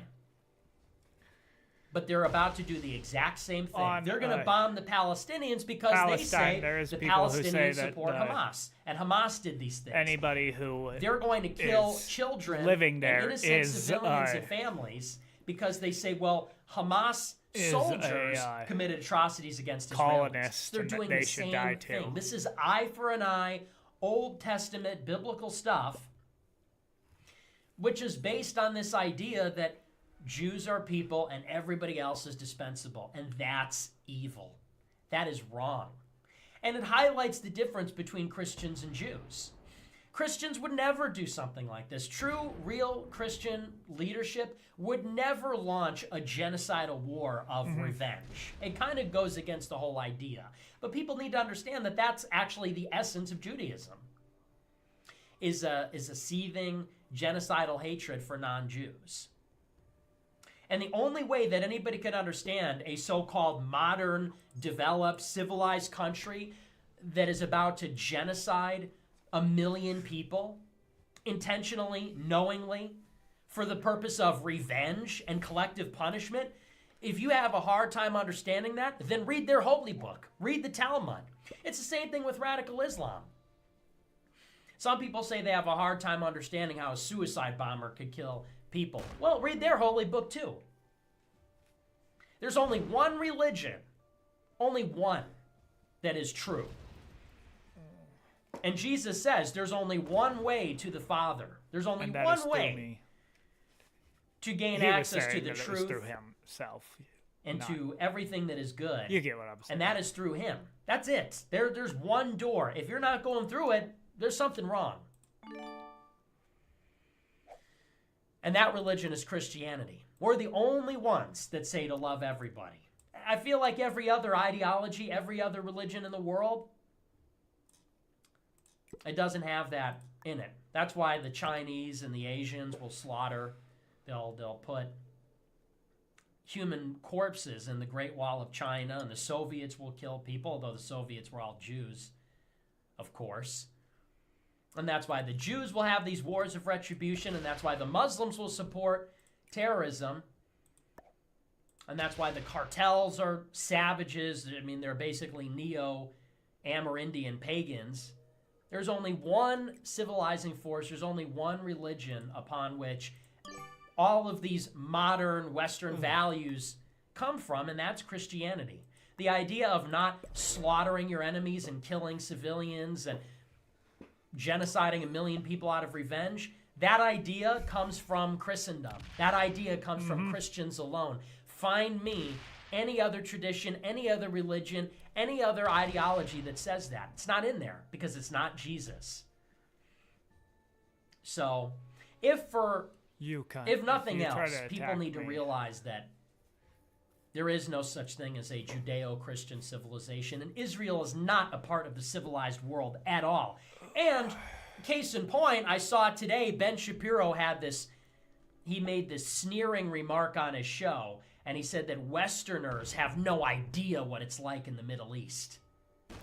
And it's like, whoa, what happened to Judeo-Christian? I thought Israel was an outpost of Western civilization. I thought it was Athens and Jerusalem. Isn't that what Leo Strauss said? Athens and Jerusalem are the bedrock of Western Civ.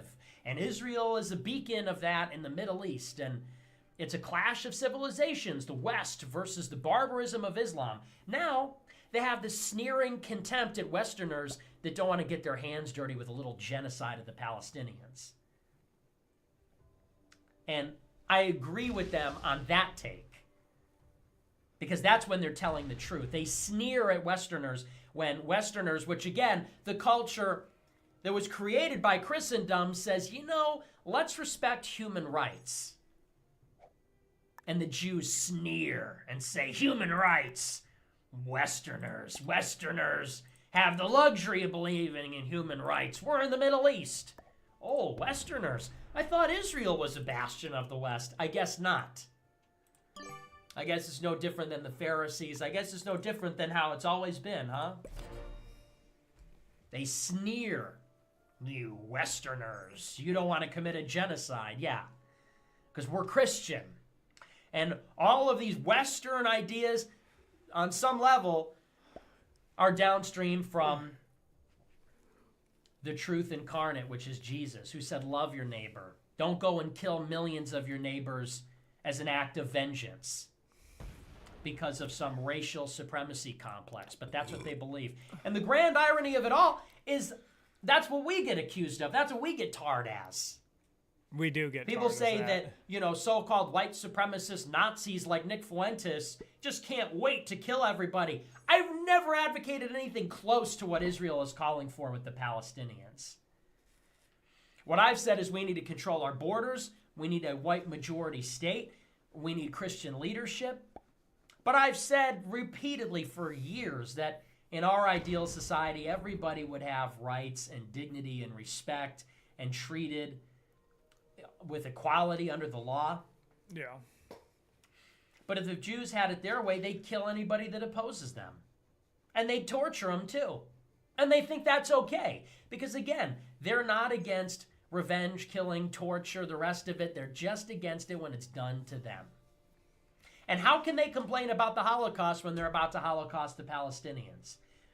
It's like I said yesterday, that victimhood is the foundation of their control. Our sympathy for them, our unwillingness to critique them, it all stems from that victimhood. But it really loses a lot of credibility when they're about to visit the same horrors or something similar on another people. It shows, again, it's not a hypocrisy. It's a double standard, which is different. And the standard is based on the fact that they think that they have a right to run this world, and they think that they matter more than we do. But they don't. We're all human beings, and everybody deserves human rights. Everybody deserves not to be bombed by a foreign state because of something some other people did. So that's my take on this incursion, and I just don't want it to happen. If this happens, this is going to shake the world to its core because this is going to elicit a dramatic response from the Arab world. And you know what? I think that's what Netanyahu wants. And to skip ahead a little bit here and get into the situation with Trump, first I want to talk about the Netanyahu government. And a poll came out today and it said that 80% of Israelis view the Netanyahu government as responsible for the Hamas invasion because of their negligence. And more than 50% of Israelis believe that Netanyahu should immediately resign after the crisis is over. Now, we talked earlier in the week about how Netanyahu is going to benefit domestically from this. He's an unpopular leader. He's under investigation. He's going to be prosecuted and potentially removed from office. And this is a crisis that allows him to unify the country behind him because he happens to be the prime minister. And it gives him an opportunity to come out of the crisis more popular than when he entered it. And to get a little reprieve from the street protests and political opposition gaining steam. And so it almost seems like Netanyahu facing certain political doom, which is to say that once the crisis is abated, he will not be popular. He will lose his mandate. People will hold him accountable for the crisis and how it started. And so if he is facing certain doom once the crisis abates, then maybe it's in Netanyahu's best interest for the crisis to never end.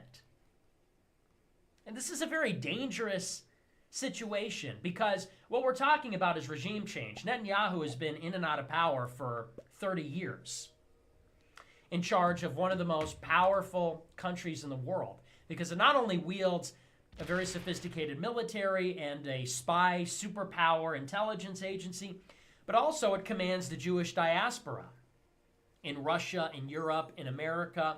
So that makes Israel far more powerful than you would think.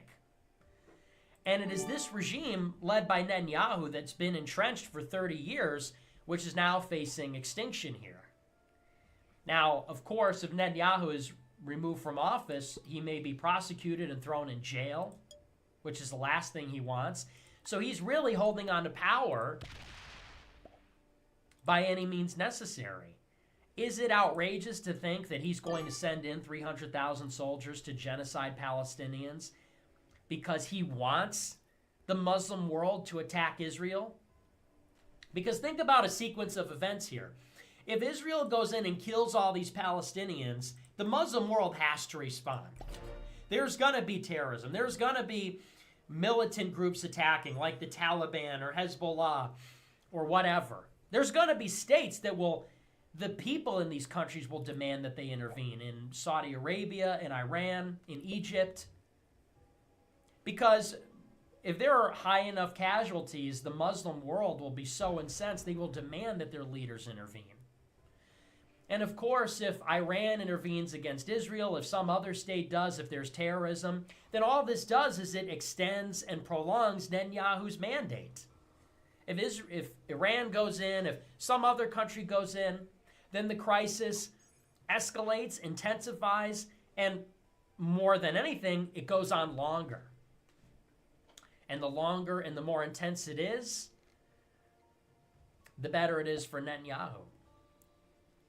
And it brings in the United States, and it also opens up all kinds of opportunities for Israel.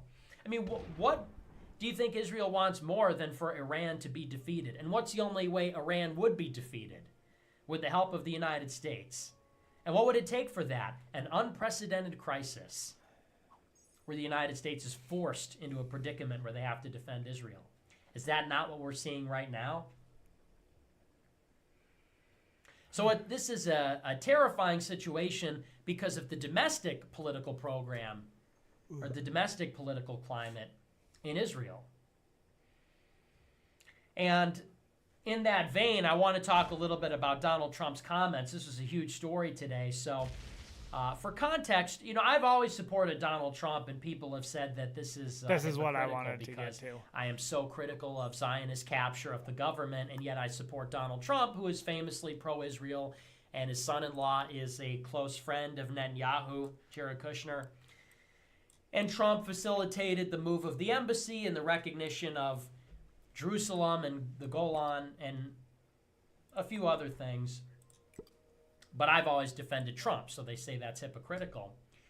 But today I think I'm totally vindicated because Trump came out and blasted Netanyahu. And this is the story, which is so awesome. It says, quote, former President Donald Trump lashed out Wednesday at Benjamin Netanyahu, saying the Israeli prime minister was caught unprepared by the Hamas attack, and he praised the Lebanese militant group Hezbollah as very smart. The remarks reflect the soured relationship between the two men and are notable at a time when Trump's Republican presidential rivals have uniformly sought to position themselves as steadfast supporters of Netanyahu during the crisis. Trump told Fox News' Brian Kilmeade in an interview, quote, Netanyahu had been hurt very badly because of what's happened here. He was not prepared. He was not prepared, and Israel was not prepared. He went further at a campaign event in West Palm Beach. He said, quote, when I see sometimes the intelligence, you talk about intelligence or you talk about some of the things that went wrong over the last week, they've got to straighten it out because they're fighting potentially a very big force. The criticism is a stark reversal from the firm friendship that Trump shared with Netanyahu while in office, but it's driven by animosity Trump has held for Netanyahu ever since the prime minister publicly acknowledged that Joe Biden won the 2020 election. In the months that followed, Trump accused Netanyahu of disloyalty and fumed to Axios. He said, quote, fuck him. Although Trump later congratulated Netanyahu after he returned to power late last year, his hostility toward him has hardly waned. Trump maintains that Netanyahu shouldn't have commented on Biden's win. At the campaign event on Wednesday night, Trump again resurfaced the false claims of election fraud and suggested the Hamas attack wouldn't have happened if he were president. He also invoked the U.S. government's killing of the top Iranian general Qasem Soleimani and claimed Israel declined to participate in the strike. He said, I'll never forget that Netanyahu let us down. That was a very terrible thing, I will say that. So this is awesome because I knew this would happen. I said it because I remember, I don't know if you guys are new here, how many of you have been watching the show for years, but in 2020, the timeline's very important here. The election in 2020 happens, I think it's November 3rd, and it takes them 3 weeks to count the ballots, but of course it was a contested election. Donald Trump mounted this challenge to the election for months after the fact. And this put all the world leaders in a very difficult situation because the ballots hadn't finished counting. Donald Trump had not conceded, but yet Biden was already claiming victory prematurely. He declared himself as the president-elect before the results were even finished in states like Georgia or Pennsylvania. And so these world leaders didn't know what to do, and some of them held out until the last possible moment. But one of the first world leaders to congratulate Biden on the victory, again, before the votes were finished, was Netanyahu. And I remember at the time thinking that's such a disloyal move because Trump delivered everything that Netanyahu wanted, and that was facilitated by the son-in-law, Jared Kushner. And for Netanyahu to repay loyalty from Trump with the stab in the back, he would eventually have to recognize Biden as president. But he did it first before anybody else. Was a major insult. And I remember at that time thinking, this will alienate Netanyahu from Trump because Trump is an ego guy. And I love that about him. That's why we like him. That's one of the qualities that you need in a time like this as a political leader. And I knew that Trump would never, ever forget that, and it would create enmity between the two of them. I knew it. And I said that. And there have been rumors about this for years, that Trump hates Netanyahu because of this, like that report said from Axios years ago. He said, fuck him because of that. And now Donald Trump congratulated Netanyahu when he became the prime minister again last year. But now that Netanyahu is on his way out, clearly, now that Netanyahu is wildly unpopular, and again, the opinion polling says that the people blame him for the crisis. Half of them want him to resign immediately. Now Trump is getting in, and he's getting his revenge. In the same way that Netanyahu recognized Biden when Trump was on his way out, now Trump is throwing dirt in his eyes as he's on the way out. And this is awesome because it demonstrates that Trump is an independent force. And there's a big difference here. And I'll put it like this. There are obviously many, many politicians that are just shills for Israel because they're paid. They will never go against Israel because they are blackmailed by Israel or they're paid off by Israel. If they went against Israel, their career would be over. So they're slaves. They're slaves to that foreign state. And that's why they all support Israel. Consequently, that's why they all vote in Congress and they say we stand with Israel, and they do all these things. On the other hand, if you paid very close attention to Trump's rise, that was never the case with him. And I would point towards comments that he made in the initial stages of the Republican primary in 2015, where, for example, when he was asked about Israel, he said he would make a deal that would work for both Israel and Palestine, which is something that if you're a Likud operative, you don't say. He also was a critic of the Iraq war for 20 years. That's another thing that if you're an agent of Israel, you don't do. He was a critic of the Iraq war from before it even happened, from 20 years ago, and he always has been. And that was one of the major things. That was one of his biggest talking points when he started running. As he said, unequivocally, the Iraq war was a mistake. He even demanded that Jeb Bush admit it was a mistake. And when Jeb Bush flip-flopped on it a few times, Trump called him out and said it took this guy 2 weeks to say that the Iraq war was a mistake. And he made other remarks, like during the South Carolina debate. He said that the World Trade Center came down under George Bush. He said that the weapons of mass destruction narrative was a lie. He said, and we knew that they had no weapons of mass destruction. These are things that you simply wouldn't say if you were an Israel shill. So that's one piece of evidence that I have, is that these remarks are completely uncharacteristic of somebody who is on the Zionist payroll. Because we all know how they look and how they sound. They wear Israel flag lapel pins. They put the Israeli flag on their campaign website. They make it a point in every speech to talk about how they stand with Israel. And they never say we're going to make a deal with the Palestinians. They never say the Iraq war was a mistake. We should have never gone in. There were weapons of mass destruction. There weren't any. We knew there weren't any. He should be impeached. He should go to jail. They never say stuff like that. They're not anti-war, certainly. So there's what he said. Then there's the fact that all the Zionists opposed him. You may remember that the loudest and most vocal critics of Trump in 2015, the Never Trumpers, were all the Zionist Jews from the Iraq War and from the New Generation. It was guys like Bret Stephens and Max Boot and Bill Kristol and Ben Shapiro and Mark Levin. These were the Never Trumpers. National Review. These were the Trump haters that 8 years ago were saying that we can have anybody as the Republican nominee, but it can't be Trump. They say that we would even have Hillary Clinton over Trump.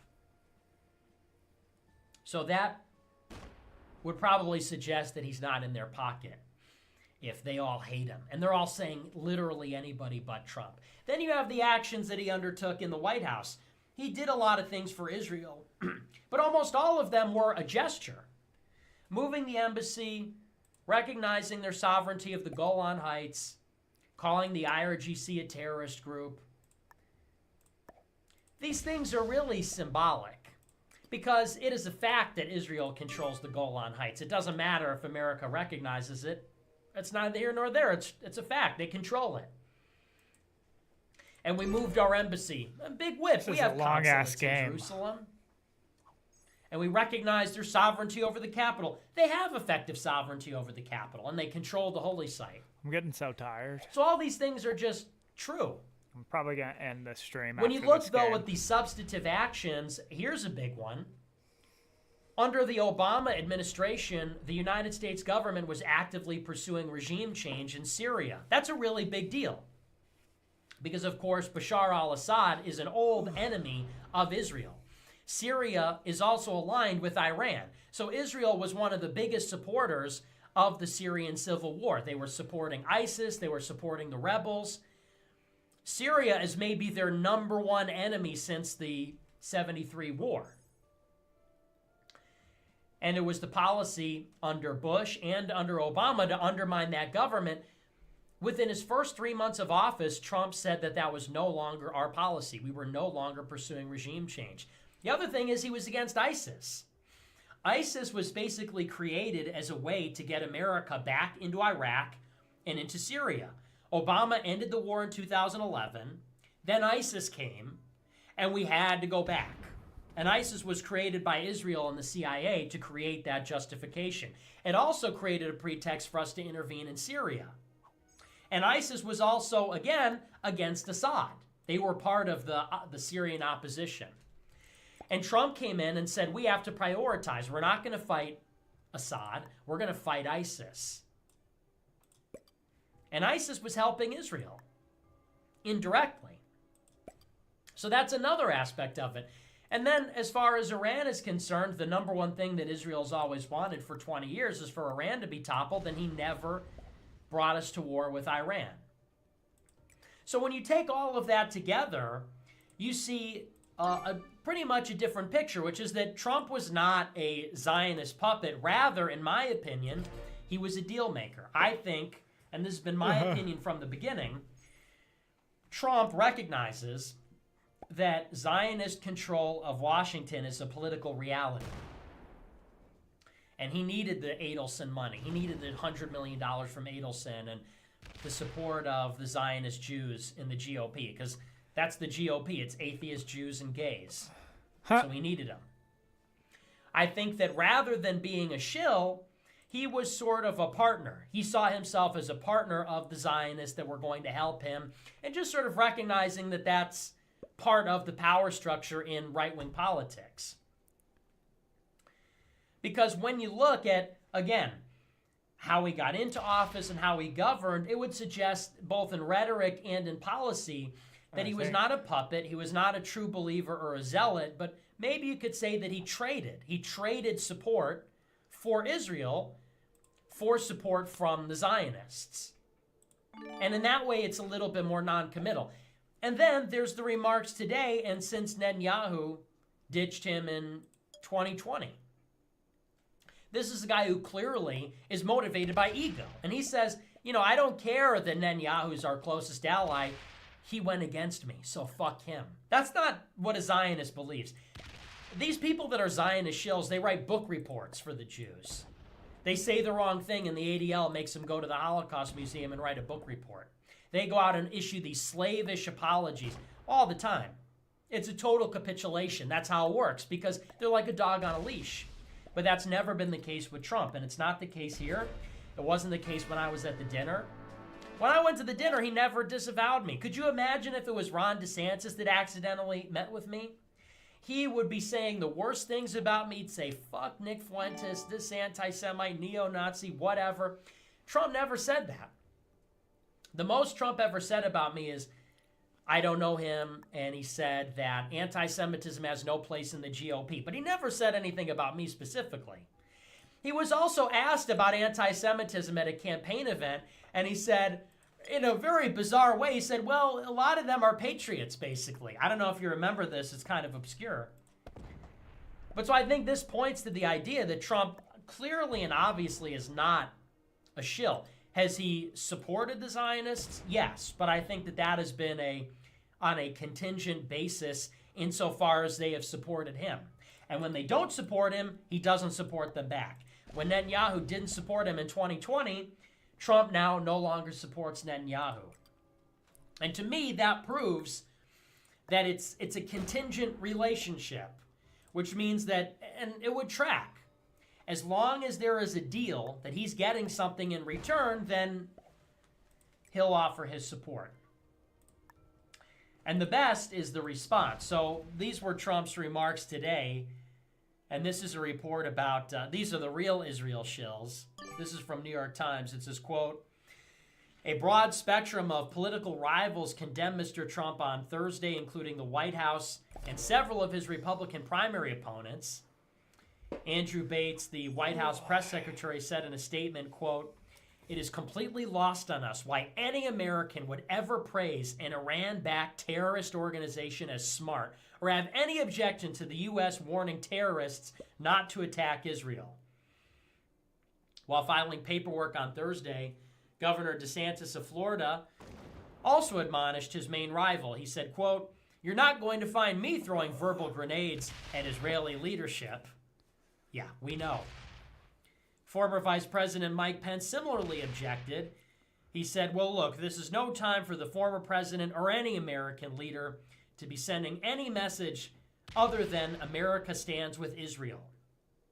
J.B. Pritzker, the governor of Illinois, a Democrat, slammed Mr. Trump. He said, quote, no true friend of Israel, the Jewish people, or of peace would praise Hezbollah just days after what President Biden and Jewish leaders have called the deadliest days for Jews since the Holocaust. So I love that. That just goes to show that Trump is still the real deal. Trump is still our guy. And I know maybe that sounds like cope, but these things do matter. And we do have to parse out these signals to determine who our real friends are. No Zionist would ever say America first. I'll tell you that much. So that's Netanyahu. It looks like we're running out of time, though. We might have to save some of this other stuff for tomorrow. There's just too much to cover because we're about an hour and a half in. So I think we might have to call it there, and I'll move on into our super chats. But I want to get into tomorrow. There are some other things I meant to get into today. It's just every day there's so much. It's such a complex conflict.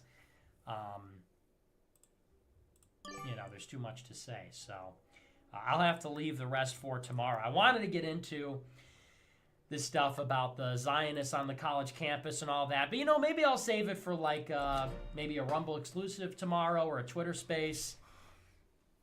Because it's not really news related, but it is relevant. I want to spend a lot of time on it. So maybe I'll do a Rumble exclusive tomorrow. We'll get into the rest. But I'm going to call it there. So that's the big developments today. Some pretty good stuff. Well, some very bad stuff and some good stuff. But we're going to move on. I want to get into the super chats, and we'll see what you guys have to say about all this. But our two major developments, it's the evacuation order and it is the Trump break with Netanyahu. And Netanyahu's apparent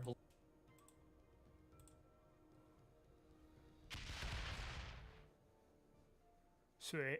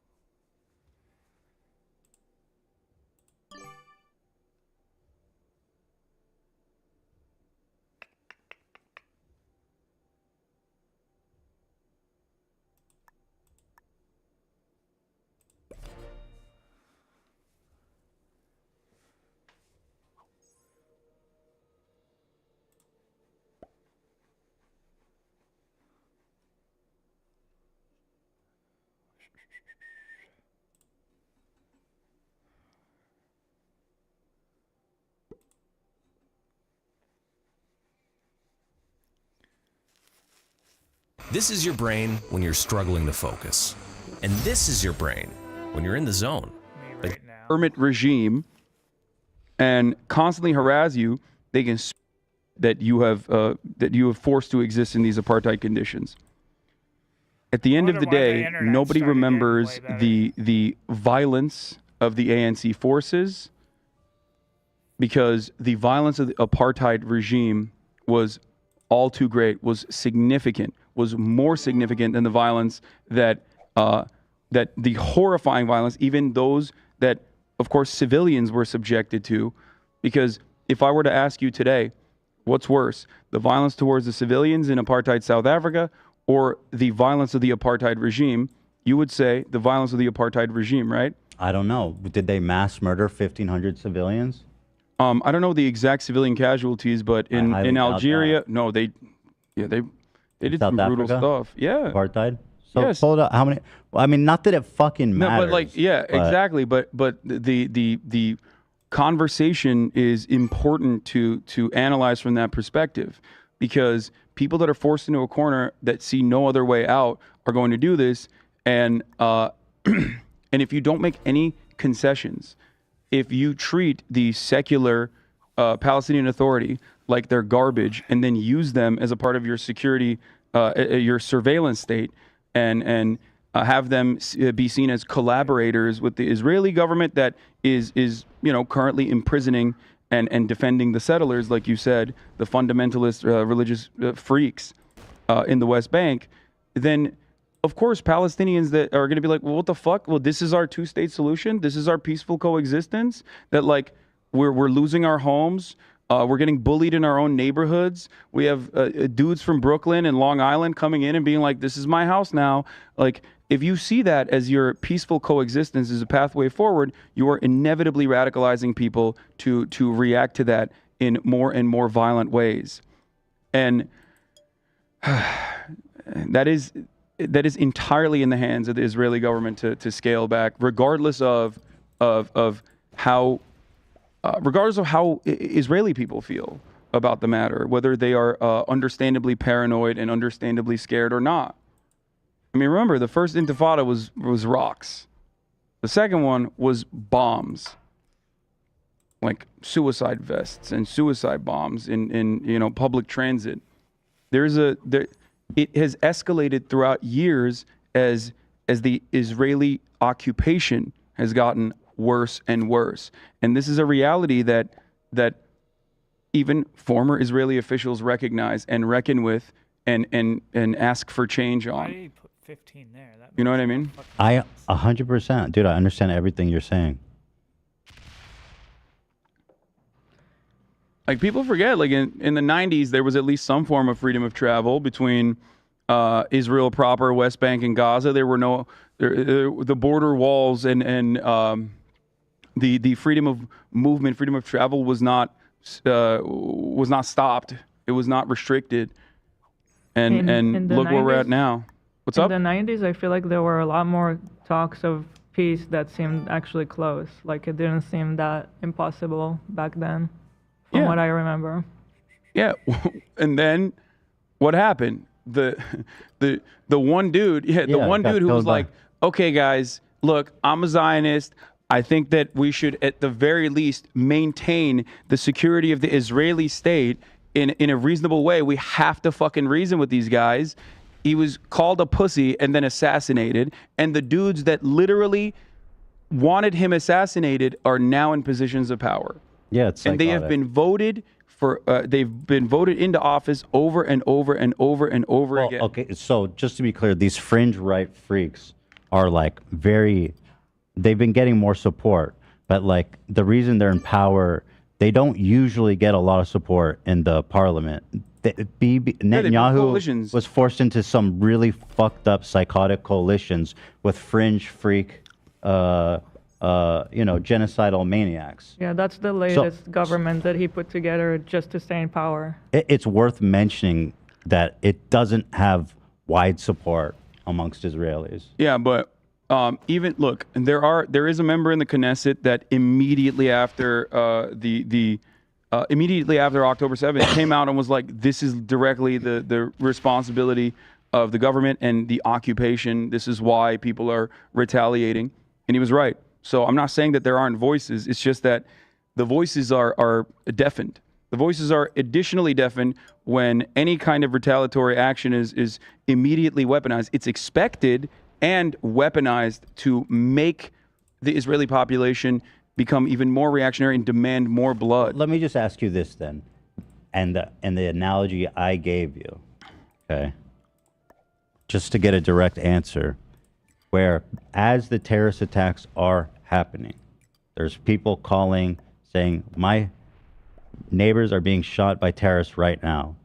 And there's people saying, go Palestine. Are they talking about Palestinian freedom, or are they encouraging Hamas to kill Israelis? I don't know what people are. I don't know what their demands are. It's not unreasonable for me to assume that. No, it's not unreasonable for you to I mean, assume that. listen, I think. And if you're Palestinian, for the record, I'll take it one step further. Look, you talked about the paranoia that that Israelis feel towards Palestinians or Hamas, right? And I will say this as well. I think that if you are Palestinian and it is understandable that they see this as an emancipatory action. It doesn't have to be right, and it's not right, but it does not matter, because for them, this is the first time that they have seen they've seen like they've seen the security apparatus fall apart. That they've seen the barriers that were designed, that were constructed around Gaza, get bulldozed. Dude, I got no problem with them breaking through the borders. And doing some kind of shit.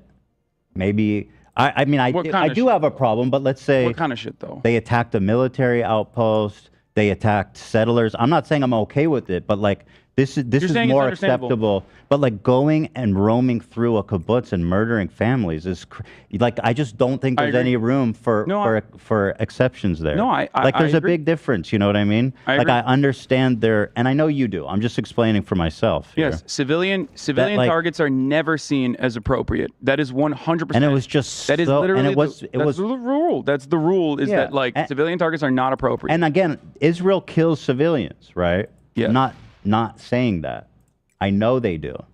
It's it's not even debated, at least in serious people who are trying to have a serious conversation about it. And so it seems a little obtuse, though, to look at an activist during a terrorist slaughter saying, let's go Palestine, and not say yeah, they're probably cheering on Hamas to kill Palestinians.